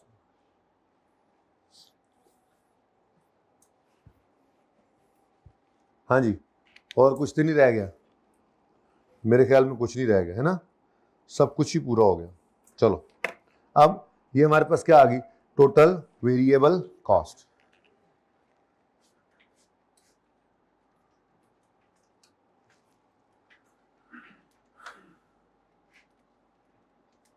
Total variable running cost आ गई, ये हमारा बी रिक्वायरमेंट थी। 60, 28, 200 ये वाला बताना है, ठीक है। 288, 432, 576, ठीक है। और फिर उसने क्या क्या कहा नेक्स्ट स्टेप में कि जी टोटल भी निकाल दो, कोई मसला नहीं। टोटल ऑपरेटिंग कॉस्ट जो है वो हम निकालेंगे कैसे जी, ए प्लस बी करके, सिंपल। और ये हमारी कौन सी सी रिक्वायरमेंट है, सी रिक्वायरमेंट आ जाएगी। तो कर दो 324 जमा 288 612, 324 जमा 432 324 बटा 576। हाँ जी बेटा, कोई आंसर मैच किधर से, सवाल अपनी में कोई आंसर मैच हुआ इधर से, बोलो। वो जो आपने अपने तरीके से किया था जरा देखें ना, टोटली नहीं किया। अच्छा इंडिविजुअली देख लेना। अच्छा अब देखो किसी ने और फॉर्मेट से किया, टोटल मैच नहीं हो रहा, क्यों, वो जी फलां कॉस्ट गलत ले ली, कोई मसला नहीं। अगर 10 नंबर का सवाल है तो एक कॉस्ट गलत है तो उसका 1 नंबर निकल जाएगा, बाकी 9 फिर मिल जाएंगे। मकसद हर पॉइंट पे मार्क्स है, ठीक है। सवाल का आंसर मैच नहीं भी कर रहा, स्टिल आप पे पासिंग मार्क्स पड़े होते हैं। इतनी आसान चीज़ है, इतना आसान पर्चा है, लगता है ऐसे ही है पर्चे में हो पता नहीं क्या बनेगा, लेकिन सबसे ज़्यादा चांसेस इसी के अंदर ही होते हैं पास होने के। अच्छा जी, ये टोटल कॉस्ट हमारे पास आ गई है, लेकिन उसने एक और काम भी कहा हुआ है। तो पर किलोमीटर कौन सा मुश्किल है, ये जो आपकी टोटल कॉस्ट निकली है, अच्छा सारी कॉस्ट उसने पर किलोमीटर कही है, ये ज्यादती कर गया थोड़ी सी। चलो फिर अब यूं कर लेते हैं, fix cost per kilometre, variable cost per kilometre और टोटल कॉस्ट पर किलोमीटर फिर यहाँ पे कर लेते हैं। अगर उसने सिर्फ टोटल कॉस्ट मांगी होती ना तो फिर यहीं पे काम चल जाना था एक लाइन में, है ना, क्या ख्याल है। लेकिन इसको भी पर किलोमीटर निकालना है, इसको भी पर किलोमीटर निकालना है और इसको भी पर किलोमीटर निकालना है, तो कोई मसला नहीं, दोबारा कर लेते हैं। Per kilometre fix cost van A, van B और वैन सी।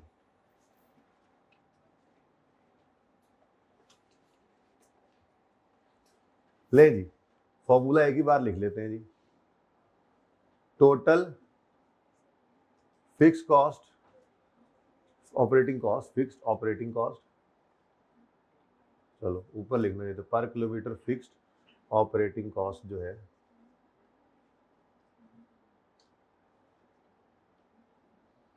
तो उसको कैसे निकालेंगे जी, टोटल फिक्स कॉस्ट को डिवाइड कर देंगे एनुअल रनिंग के साथ, सिंपल।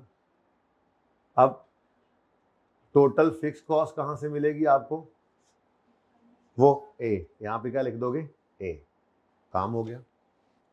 मैं कैलकुलेटर उठा लो अब, ठीक है। अब 3,24,000 बटा 80,000 करो या 324 बटा 80 करो, ये ज़हन में रखना, दोनों तरफ सेम रखना है। ये ना हो कॉस्ट 1000 में निकाली हुई है तो 324 डिवाइडेड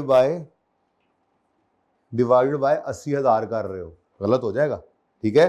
तो 3 साल देखो ना, ये 80,000, ये 1000 में किलोमीटर है, तो अगर कॉस्ट 1000 वाली लेनी है तो फिर यहाँ पे भी 1000, मसला कोई नहीं है, ठीक है। तो 324 को डिवाइड करो 80 से, क्या आंसर आता है 4.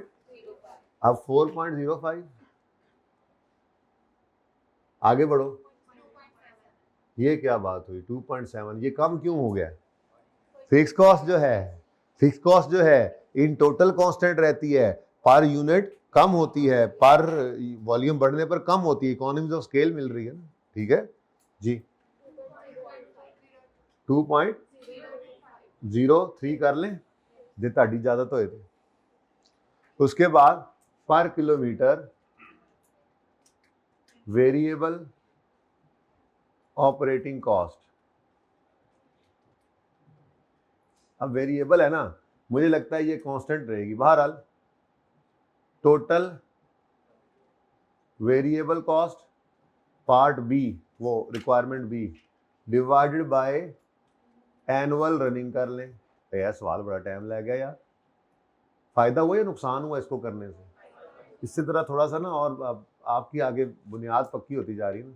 ये सारी चीज़ें बाद में फिर रोज़ रोने से बेहतर होता है बंदा एक ही बार रो ले।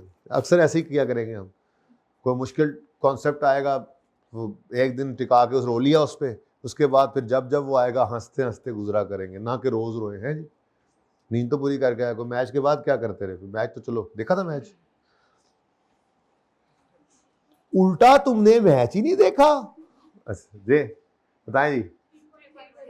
ये जनाब 288 divided by 80 3 okay 432 divided by 120 क्या? वाह वाह सुभान अल्लाह, पक्की हो रही हैं चीजें। दोनों बहुत इंपॉर्टेंट क्लासिफिकेशंस पढ़ाई हैं आपको, ठीक है। पहली तो चलो ठीक है, वैसे दिमाग में बिठाने के लिए थी ना कि प्रोडक्ट कॉस्ट क्या होती है, पीरियड कॉस्ट क्या होती है, प्रोडक्शन फैक्ट्री में चल रही है तो उसमें मटेरियल डालने, लेबर डालनी, ओवरहेड डालने।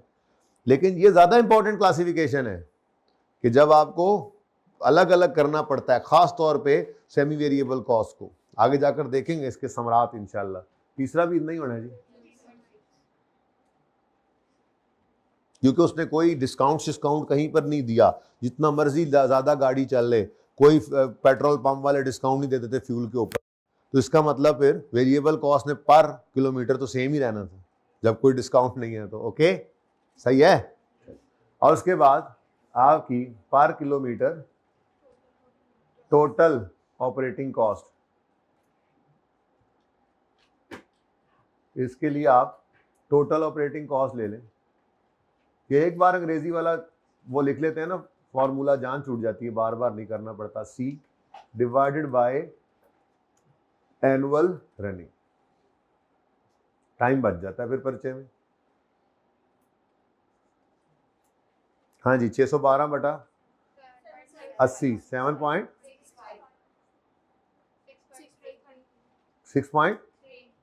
एग्जैक्ट 5. अब ये भी कम हो रही है, क्यों? क्योंकि ये सेमी वेरिएबल कॉस्ट है। सेमी वेरिएबल कॉस्ट में वेरिएबल पोर्शन भी होता है और फिक्स्ड भी होता है ना।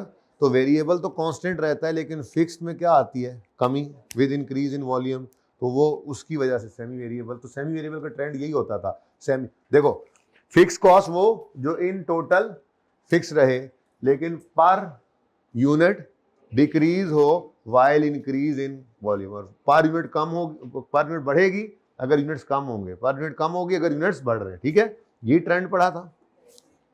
वेरिएबल कॉस्ट वो कॉस्ट जो इन टोटल बढ़ रही है विद इंक्रीज इन वॉल्यूम, लेकिन पर यूनिट क्या है? सेम। यही पढ़ा था। और सेमी वेरिएबल न तितर ना बटेर, है ना। ना तो ये इन टोटल वॉल्यूम चेंज होने पर कांस्टेंट है, फिक्स्ड नहीं है, ना ही ये पर यूनिट में कांस्टेंट है कि हम कह लें ये वेरिएबल है। तो ये क्या चीज है? Semi variable. कैसा लगा सवाल? कितने बच्चों का ये बिल्कुल सही था? एक बच्चों का बिल्कुल सही था, एक हाथ खड़ा हुआ है, एक बच्चों का। हाँ जी, अच्छा कितने बच्चों का 70% तक तो सही था कम से कम? बढ़ गए बढ़ गए बढ़ गए। कितने बच्चों का 60% तक सही था? 50% तक बिल्कुल सही नहीं था, समझ ही नहीं आई। शरारतें करते मेरे साथ हैं। अच्छा जी, ले जी, ओके हो गया। 9-10 पे क्लास खत्म होनी है ना? हाँ, आज तो चुप करो। आज शुरू कितने बजे की है? और वैसे भी मैंने इसीलिए बोला है 9-10 पे क्लास खत्म होगी, मैंने क्लास का टाइम बढ़ा दिया, बस यूं समझ। कोशिश करेंगे 5 मिनट 10 मिनट पहले छोड़ने की कोशिश करूंगा, लेकिन आपने बिल्कुल भी मुझे ये नहीं कहना कि 9। मैंने टाइम क्या लिखा है? क्लास का टाइम क्या लिखा है? मैं फिर दिखाऊं जरा, फिर दिखाऊंगा। ये क्लास का टाइम है, ओके। खबरदार किसी ने 9-10 से पहले घड़ी देखी या घड़ी की तरफ मुड़ के देखा और उसके बाद भी नहीं। फिक्स टाइम है, सॉरी फिक्स कॉस्ट। अच्छा बच्चों, 14वां सवाल क्या था? ये तो हाई लो मेथड था, हो गया था। अच्छा, इसमें जरा मसला है तो मुझे बताना है, जरा भी मसला है तो मुझे बताना है। 15वें में बहुत इंपॉर्टेंट है, प्लीज। मेरा दिल कर रहा है मैं खुद करा दूं, इतना इंपॉर्टेंट है, लेकिन आप लोगों को ये वाज़ेह महसूस होगा कि टाइम ज़ाया कर रहा है हमारा, टाइम पास करने आया लगता है, आज तैयारी नहीं करके आया, इसलिए ये सवाल करा रहा है। यकीन करें अगर मैं कराऊं तो आपके दिल में यही जाएगी, लेकिन बहुत इंपॉर्टेंट है, मैं बार बार कह रहा हूं। कितने बच्चों ने ये सवाल किए थे हाइलो वाले? अच्छा, किस किस ने नहीं किए? गलत सवाल, किस किस ने नहीं किए वो हाथ खड़ा करें। क्यों बेटा जी, क्यों नहीं किए? उल्टा कल वाला लेक्चर ही नहीं लिया, आपको याद है ना, ऐसे किसी ने कहा था आके टीवी पे ना। अच्छा, अपने टीवी पे उनको, अच्छा सॉरी सॉरी बेटा, लेक्चर तो नहीं मिस करना होता। कोई मसला 16वें में? फिर 17वें जितने होना है, 17वें भी नहीं है यार, कमाल नहीं हो गया, आप लोगों ने तो बेसिक खत्म ही कर लिया यार, उल्टा बेसिक खत्म ही कर ली। 18 19 करके आए हो? 19 किया? Why but why? बिठा दो उधर, तस्वीर एक दफा दिखा दो बच्चों को, कोई ऑनलाइन वाले ने खींचनी हो तो। चलो वापस ले आओ। किया 19वां? हो गया? कितने बच्चों ने 19वां किया है? माशाल्लाह, अच्छी बात है, ये ट्राई करने वाले बच्चे हैं मेरे इस दफा सारे। तो यार पानी है ना, पानी है ना ग्लास है का? ये तुमने दिल के ऊपर ग्लास रखा हुआ था है? जज़ाकल।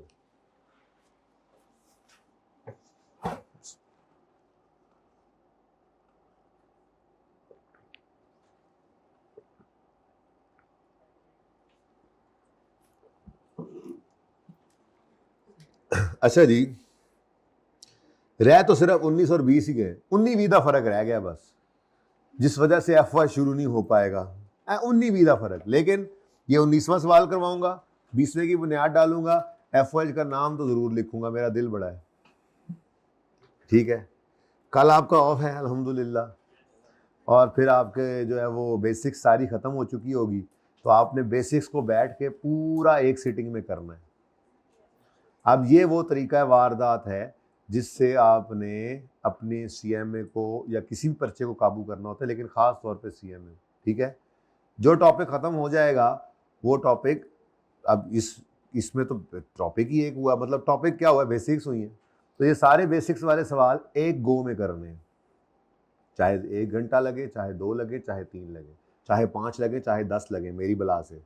ये अब आपने इंश्योर करना है ना, मोबाइल से दूर होकर, कमरे में बंद होकर, सोचों को आज़ाद कर कर अगर आप बैठेंगे तो इंशाल्लाह थोड़ा टाइम लगेगा। ये वो तरीका है जिससे आपको एक टॉपिक काबू में आ जाएगा। फिर हम अगले हफ्ते में FY शुरू कर देंगे, फिर उससे अगले हफ्ते में जाके कहीं माल एब्जॉर्प्शन किसी वक्त शुरू हो जाएगा, फिर ऐसे ही सफ़र चलता जाएगा आगे आगे आगे। महीना गुजरेगा तो याद आएगा, ओह FY भी किया था, भूल रहा है, तो किसी एक वीकेंड के ऊपर ये 2 दिन बहुत कीमती समझने आपने। ठीक है, तो इस वीकेंड पे आपने FY का चैप्टर ऐसे ही एक सिटिंग में पूरा करना है। इस तरह से आप रेपिटेटिवली ये रिविजन्स करते रहेंगे, चीज़ें याद रहेंगी, काबू में भी रहेंगी, कुछ भी नहीं होगा इंशाल्लाह, पर्चा लाजमी आराम से पास हो जाएगा। चले जी, 19वां फिर पहले करना है या 20वां? चलो 19 पहले कर लो, फिर 19-20 का फर्क है जी। तो 14, 15, 16, 17, 18 कोई मसला? ये सारे सवाल कितने बच्चों ने किए? दोबारा जरा ज़ियारतें करा दें, ज़ियारतें, माशाल्लाह, ऐसे दिल को खुशी खुशी होती है। क्या क्या कह रहे हैं? हाँ, अभी शुरू शुरू है, भाई कह रहे हैं अभी शुरू शुरू है, इसलिए ना अभी शुरू शुरू है, इसलिए हम ये रोज़ का काम रोज़ कर रहे हैं, हम पढ़ाई कर रहे हैं, और जैसे जैसे दिन गुजरते जाएंगे वैसे वैसे रिज़ल्ट के नज़दीक, पहले रिज़ल्ट के बाद, शुक्र है ईदें नहीं है, वरना ईदों बाद ये बड़ा मसला होता है। ठीक है, ऐसा तो नहीं करोगे, एंड तक पढ़ते रहना है इंशाल्लाह। ओके, अच्छा जी, Saqib limited provided total production overheads cost for the last 6 months of the year 2022 with its respective production volumes. अच्छा, ये जो मंथ्स होते हैं ना, मुझे इससे कोई लेना देना नहीं होता, जनवरी फरवरी बस लिख दिया, ठीक है, कोई मसला नहीं है, इसको कहाँ यूज़ करना है। असल में तो मुझे 2 चीज़ें चाहिए होती हैं, प्रोडक्शन यानी वॉल्यूम, और दूसरा कॉस्ट। वॉल्यूम और कॉस्ट। मुझे बस एक बात बताओ, यूनिट्स के चेंज होने से क्या ये कॉस्ट सेम है या चेंज हो रही है? इसका मतलब कि ये कॉस्ट फिक्स कॉस्ट तो नहीं है, फिक्स कॉस्ट तो नहीं है। अच्छा, प्रोडक्शन ओवरहेड्स ना नॉर्मली होते ही सेमी वेरिएबल हैं। बहरहाल मतलब इनमें फिक्स भी होते हैं, वेरिएबल भी होते हैं। प्रोडक्शन ओवरहेड्स में फिक्स कॉस्ट भी होती है, वेरिएबल कॉस्ट भी होती है ना, दोनों तरह की होती है। खैर चेक कर लेते हैं हमें, क्या हम तो चेक मारेंगे हैं जी। कैलकुलेटर पे आपने चेक किया 27,200 डिवाइडेड बाय 240 पर यूनिट। आज का दिन हो जाएगा ये काम। रुपीज में गिवन है, थाउजेंड में नहीं, रुपीज में गिवन। हाँ 100 एग्जैक्ट, ओके वट एवर 0.3 कर दो यार। अच्छा 38,630 को डिवाइडेड बाय 690 करो, हैं 55.56, चलो 55.98। अच्छा कमाल है। अच्छा इसको वही यार, मैं कौन सा इसको यूज करने लगा, मैं तो बता रहा हूँ सिर्फ। आगे बढ़ो। अजीब अजीब अजीब अजीब, यानी कि ना फिक्स्ड है ना वेरिएबल है, सेमी वेरिएबल है। अच्छा खैर रिक्वायरमेंट पढ़े। रिक्वायरमेंट है using high low method calculate total budgeted FOH cost for जुलाई। यानी कि जो आपकी टोटल एफओएच की कॉस्ट है वो निकालें अगर बजटेड प्रोडक्शन हो। अच्छा ये तो वही बात होगी जो प्रिंसिपल साहब ने कहा था, यार अकाउंटेंट साहब ज़रा बताओ अगर 60 बच्चे जाए तो कितनी कॉस्ट आएगी। यानी वो कह रहा है कि ये जून तक का डेटा देकर कह रहा है कि जी आप ना टोटल एफओएच की कॉस्ट निकालो जुलाई के महीने की। अगर हम समझ रहे हों कि 200 यूनिट्स बनने हैं या 470 या 840, तो इसके लिए हमें क्या करना पड़ेगा, वही हाई लो मेथड लगाकर पहले वेरिएबल कॉस्ट पर यूनिट निकालेंगे और फिर टोटल फिक्स कॉस्ट निकाल लेंगे उस वेरिएबल कॉस्ट पर यूनिट को टोटल कॉस्ट के फंक्शन में डालकर। ओके बस बेसिक्स खत्म हो गई हैं। बोर हुए ना आप काफ़ी बेसिक्स में, है ना? कुछ बोरिंग था नहीं वैसे। चले खैर एफओएच का चैप्टर शुरू हो रहा है, कितना रेगुलरली आता है आपने देखा ही था, पहले दिन आपको दिखाया था। जब चैप्टर शुरू करूँगा फिर दिखाऊंगा, ठीक है? अभी अभी आपके लिए सवाल भी नए डाले दो।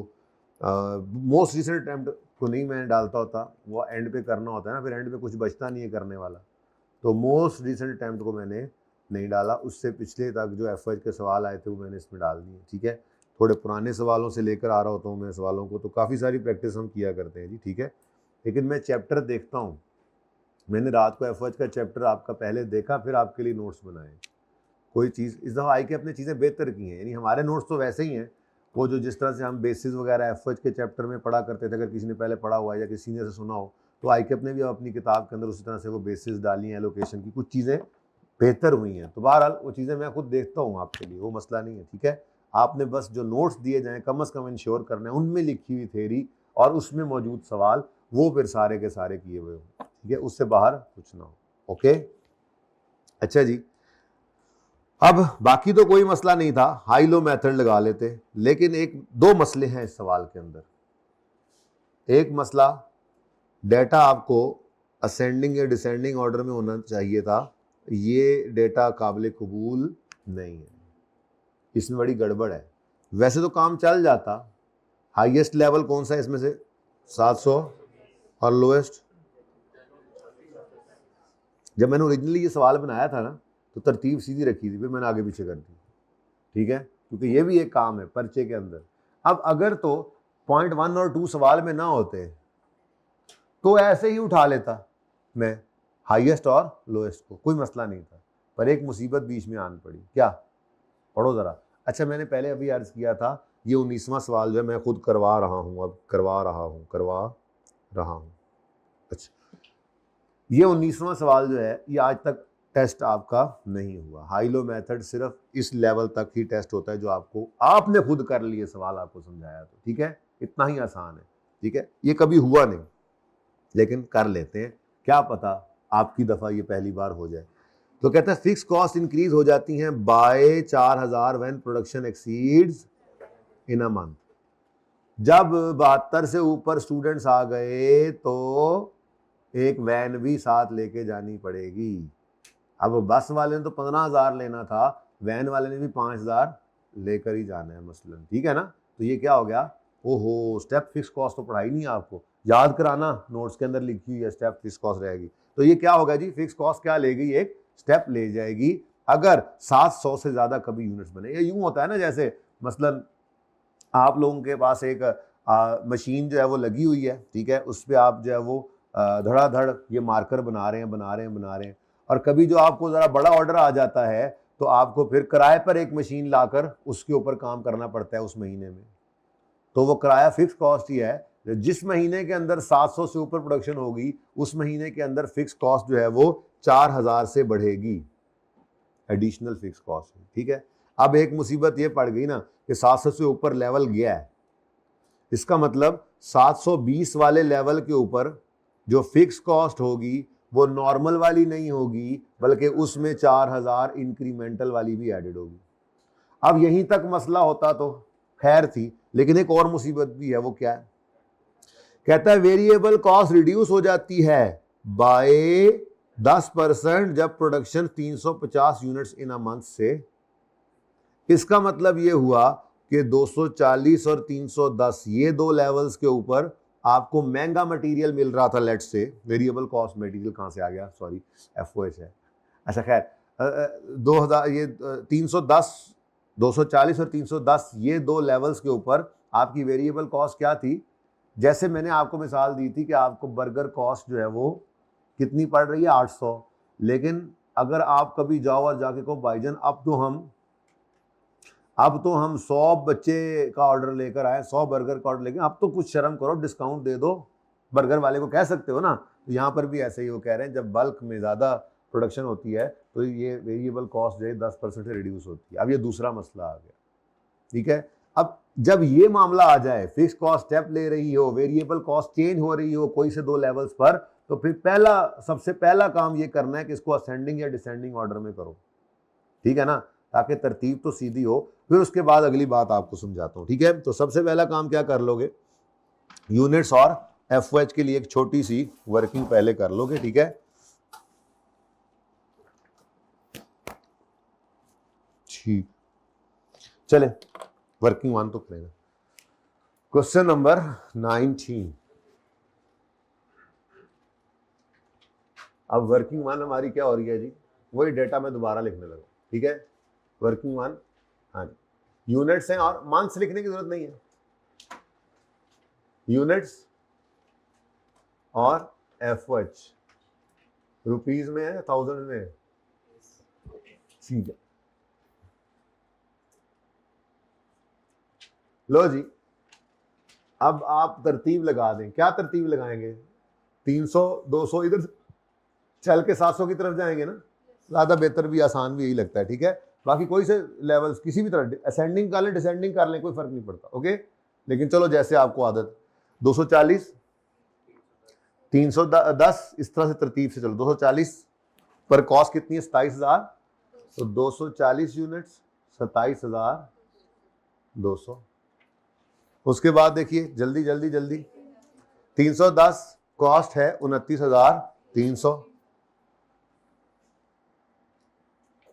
29300।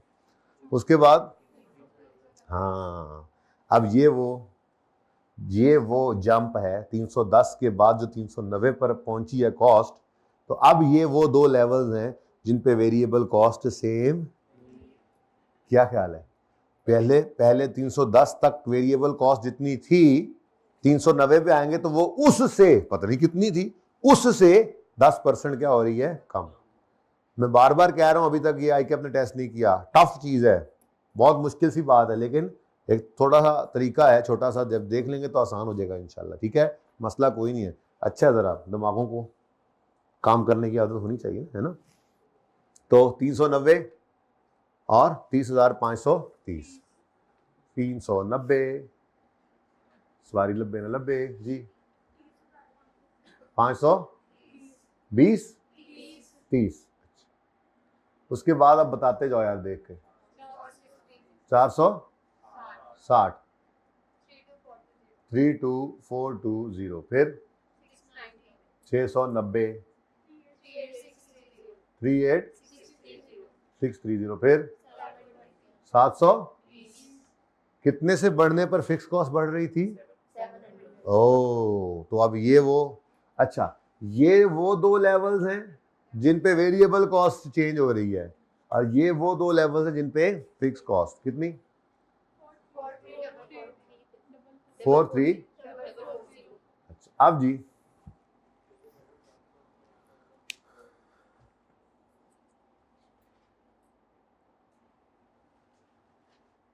ये दो लेवल्स ऐसे हैं जिन पे फिक्स कॉस्ट भी सेम है और वेरिएबल कॉस्ट भी सेम है, ऐसा ही है, सेम है। फिर ये तीन लेवल्स ऐसे हैं जिन पर फिक्स कॉस्ट भी सेम है, वेरिएबल कॉस्ट भी सेम है। क्या मतलब? वेरिएबल कॉस्ट 10% कम हो चुकी है इन तीनों लेवल्स पर, और फिक्स कॉस्ट जो है वो अभी बढ़ी नहीं है। अच्छा, सवाल ना बदलने का दिल कर रहा है, बदलने का दिल इसलिए कर रहा है कि आप ना ये दो लेवल्स लेके सारी जान छुड़ा लेंगे मैं नहीं चाह रहा, ठीक है?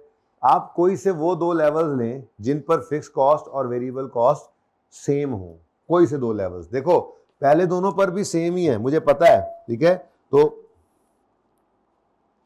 आप लिखें सर, लिखें जी, अगर कभी ऐसा हो तो क्या करना है, वो दो लेवल्स लेने, हाईएस्ट लेवल और लोएस्ट लेवल में वो वाले दो लेवल्स लेने हैं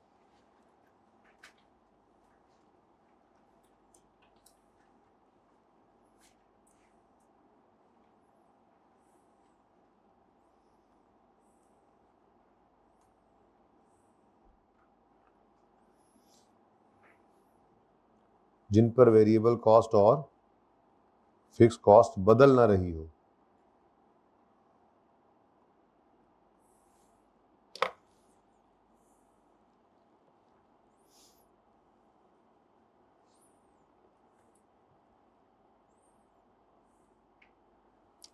अच्छा चलो ठीक है, आसान ही कर लेते हैं, लेकिन असूल तो सामने आ गया ना। असूल क्या है? आप ये दोनों लेवल्स ले लें, हाई लो लगा सकते हैं, लग जाएगा। उसके बाद फिर आपकी रिक्वायरमेंट को ध्यान से आप देख लेंगे, अगर आपकी रिक्वायर्ड कॉस्ट इस लेवल पे आ रही है तो ना वेरिएबल कॉस्ट ने चेंज होना है ना फिक्स ने, और अगर इधर घुस आई तो वेरिएबल कॉस्ट चेंज हो जाएगी, अनलेस अनटिल इससे आगे जाए तो फिक्स कॉस्ट सेम रहेगी, और उसके बाद दोनों चेंज हो जाएंगी।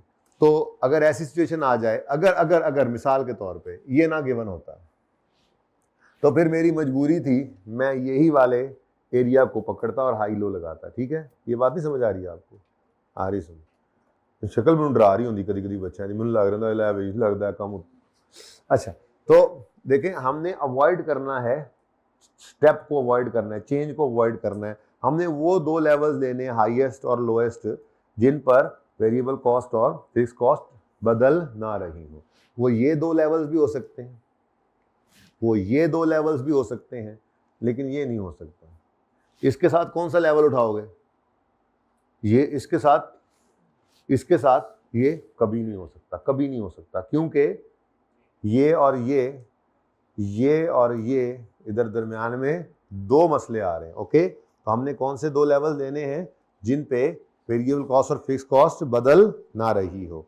आप ये दोनों भी ले सकते हैं, ये दोनों भी ले सकते हैं। सबसे आसान क्या है? ये वो मैं कह रहा हूँ ना, सवाल बदलने का दिल कर रहा है, वो दिल क्या कर रहा है कि इसको गायब कर दूं ताकि ऑप्शन ही ना रहे ऊपर वाला, तो आपको मजबूरन ये उठाना पड़े। लेकिन अब चूंकि नहीं है सवाल बदला हुआ, सवाल तो पहले से है तो कोई बात नहीं, ऐसे कहेंगे तो वो भी कर लेंगे, कोई मसला नहीं, मुझे कोई जल्दी नहीं होती, आप बताइए, ठीक है? लो भाई, सबसे पहले क्या कर लें, वेरिएबल कॉस्ट पर यूनिट निकाल लेते हैं। और वेरिएबल कॉस्ट पर यूनिट निकालने के लिए क्या करेंगे जी? Cost at highest level minus cost at lowest level. अब कौन से वाले लेवल उठा रहे हैं हम? पहले दो।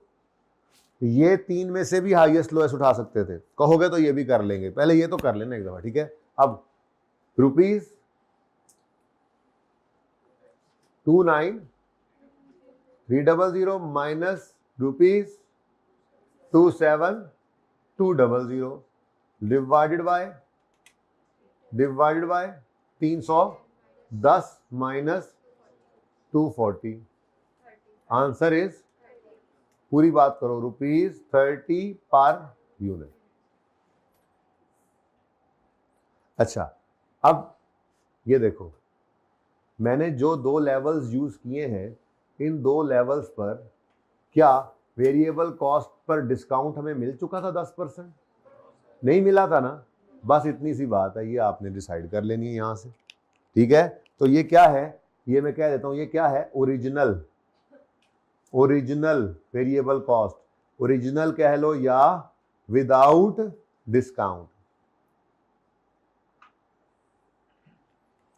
और अगर आप ये दो लेवल्स उठाते तो वहां पर जो वेरिएबल कॉस्ट पर यूनिट आनी थी उसमें 10% डिक्रीज हो चुका होना था। अब बात समझ आई है? चलो पहले ये तो कर लें, ठीक है। हो सकता है ओरिजिनल फाइंड करनी पड़ती, हो सकता है ना करनी पड़ती। अगर फाइंड करनी पड़ती पहले रिक्वायरमेंट के लिए तो उसको फिर बढ़ाना पड़ता, वो 90% होती तो उसको 100 पे ले जाना पड़ता। मैथमेटिक्स, टेक्नोलॉजी, मैथमेटिक्स, ठीक है जी।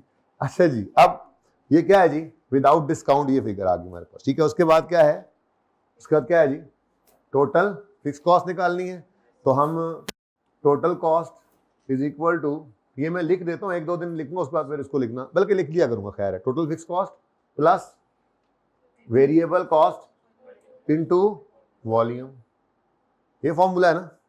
अब किसी एक लेवल के ऊपर ये कॉस्ट, वेरिएबल कॉस्ट पुट कर लेते हैं, लेकिन खुदा के लिए जो दो लेवल यूज किए थे उन्हीं में से किसी एक में रखना, ये ना जो ना किसी से कहा किसी एक में रख दें, ठीक है। हाँ जी बोले, टोटल कौन सा, हाईएस्ट या लोएस्ट? हाईएस्ट ही पसंद है ਤੁਹਾਨੂੰ है। 29,300 इज इक्वल टू, ये तो निकालने निकले हैं, plus variable cost per unit कितनी आई है जी अभी, और वॉल्यूम यहाँ पर कितना है, 310। अब कैलकुलेटर पे कर लो, 310 इंटू 30 माइनस 29,300, तो टोटल फिक्स कॉस्ट कितनी आ गई? टोटल फिक्स कॉस्ट कितनी जी, इज इक्वल टू रुपीज, और ये भी क्या है, ये भी विदाउट इंक्रीज है ना। इस पे डिस्काउंट नहीं मिलना बेटा जी, इसमें इंक्रीज आना है।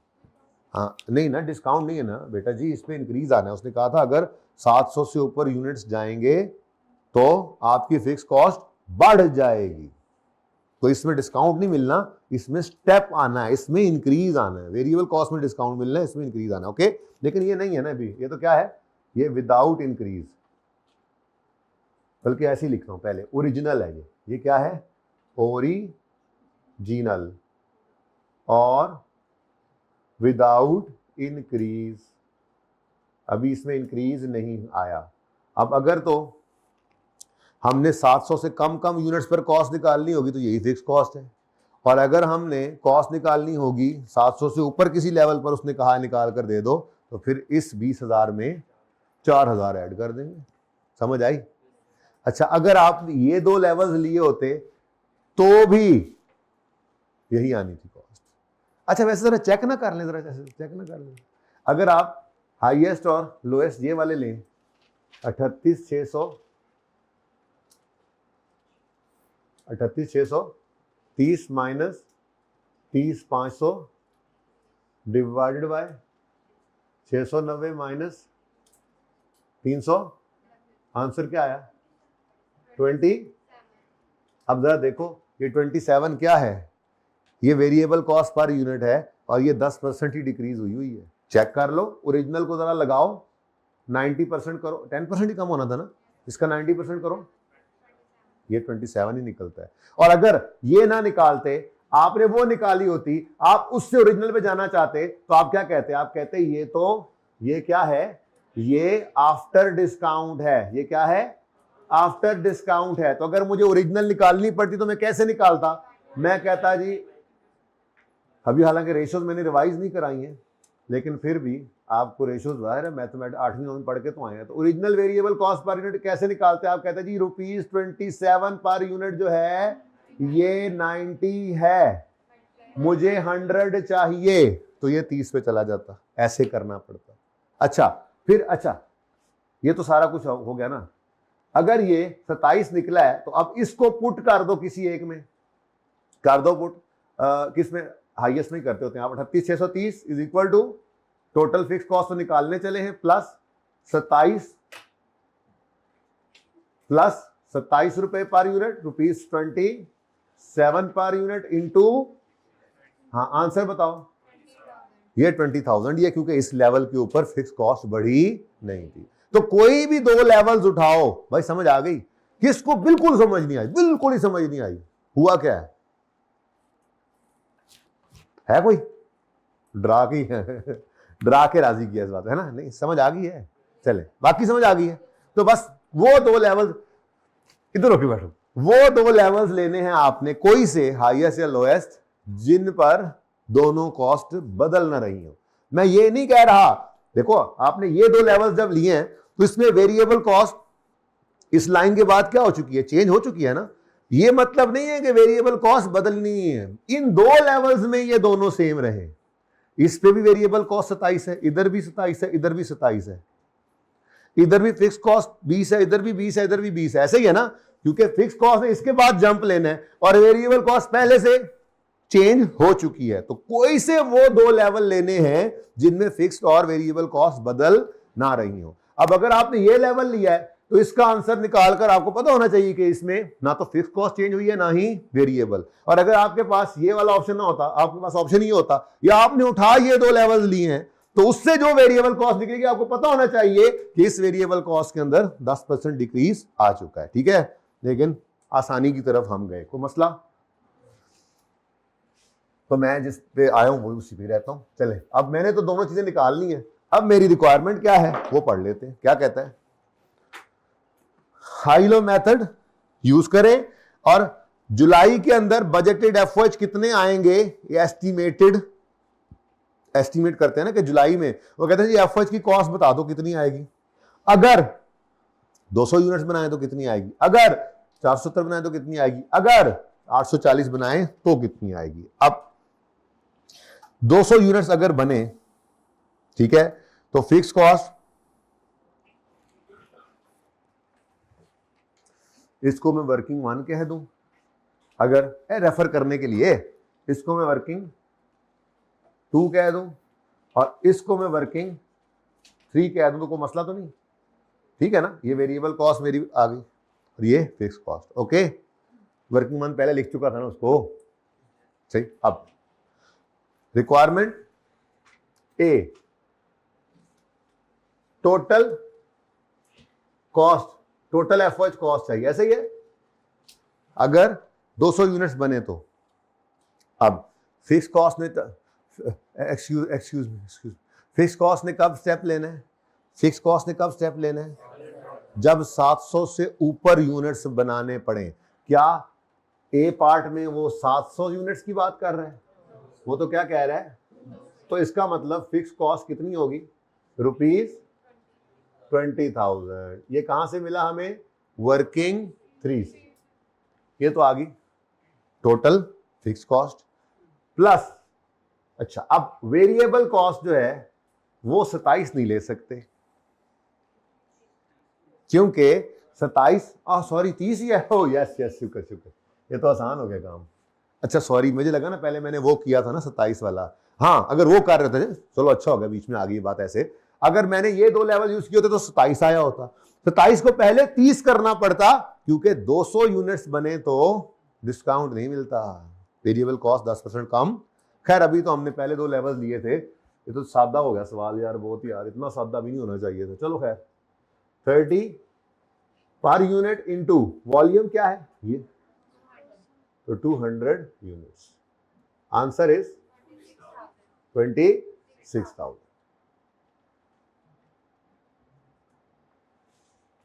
सेठ साहब 26,000 खर्चा आएगा अगर 200 यूनिट्स बने एफओएच का जुलाई में, ठीक है।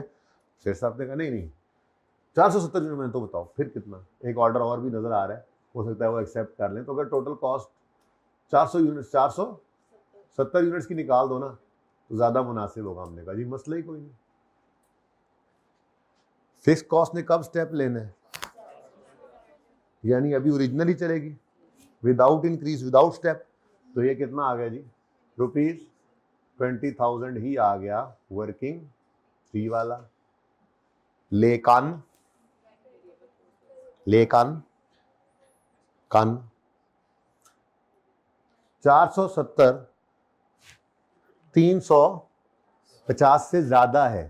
तो अगर ये 350 से ज्यादा है तो फिर ये तो डिस्काउंट, ये तो 10% कम हो जाएगी। तो इसका मतलब रुपीस पता नहीं कितने पर यूनिट। अब इसके लिए एक छोटी सी वर्किंग और कर लें, तो वर्किंग नंबर 4 कह देता हूँ मैं, वैसे चलो ठीक है। अब ये वर्किंग 4 छोटी सी यहाँ पे मैंने ओपन कर ली, हालांकि यहाँ पे भी ब्रैकेट में कर सकते थे, लेकिन अभी बचपन है ना, इसलिए मैं ज़रा खोल के ओपन करके यहाँ पे लिख रहा हूँ। ये वेरिएबल कॉस्ट पर यूनिट कितनी बनेगी जी, ₹30 × 90% is equal to ₹27 per unit. ठीक है, तो ये 27 पर यूनिट, यही ब्रैकेट में भी लिख सकते थे आप, यही ऐसे लिखते 30 × 90%। ओके, खैर कितने यूनिट्स, आंसर बताओ। ₹3 और अगर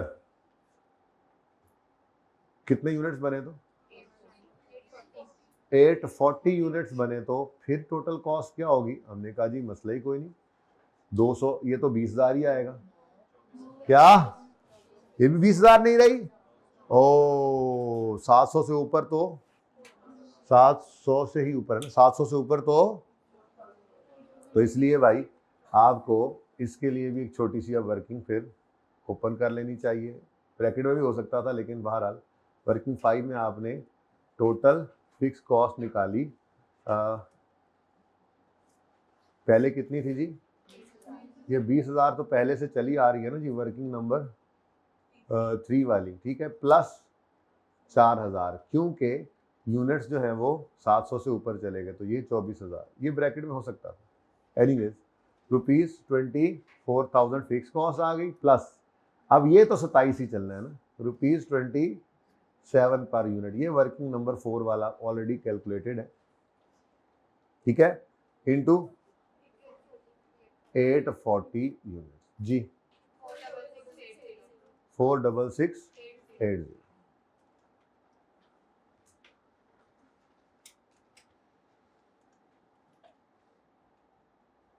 अच्छा सवाल था वैसे, है ना, बहुत कुछ सिखा दिया इसने। तो बहरहाल आप ये लेवल सिलेक्ट कर लेंगे तो भी कोई पता होना चाहिए कि निकला क्या है। बस हाई लो में वो 2 लेवल्स रखो जिन पे वेरिएबल कॉस्ट और फिक्स कॉस्ट बदल ना रही हो, उन 2 लेवल पे ना बदल रही हो। यानी इस लेवल पे भी अब बात वेरिएबल कॉस्ट 27 है, सॉरी 30 है, ये लेवल नहीं है ना, हाँ इस लेवल पे भी 30 है, इस पे भी 30 है, फिक्स कॉस्ट इस पे भी 20 है, 20,000, इस पे भी 20,000। अच्छा अगर ये दोनों लेवल्स देते जिसे भी करके दिखाया, तो इस पे भी 27 होती, इस पे भी 27 होती, इस पे भी 27 होती, फिक्स कॉस्ट इस पे भी 20,000, इस पे भी 20,000, इस पे 20,000, तो ये बदल नहीं रही, तो ये लेवल उठा लिया। लेकिन ये 2 लेवल्स नहीं उठा सकते थे, ये नहीं उठा सकते थे, ठीक है, क्योंकि इनमें क्या हो रहा है, हाँ दोनों चीजों में से कोई एक चीज फिक्स बदल गई, ठीक है, नहीं उठा सकते। ओके, ऐसे ये 2 लेवल्स भी नहीं उठा सकते, इनमें फिक्स सेम है लेकिन वेरिएबल बदल रही है। ओके सही है, चलो। अफसोस उस FOH पे जो बिन खुले, खिले नहीं खुले, नोट्स ना खुले, जो बिन खुले मुरझा गया। तो अब 20 को होमवर्क में कर ही लेना। अच्छा कल तो अब मतलब मंडे को तो अब लाजमी FOH शुरू होना है, लेकिन थोड़ा सा टाइम इस पे देना पड़ेगा मुझे, आधा घंटा शायद 15 मिनट इस पे लगाने पड़ेंगे, ठीक है। तो आज के लिए इतना ही जी, अगर जिंदगी रह गई तो कल मुलाकात होगी। अल्लाह हाफिज, मंडे को, अल्लाह हाफिज।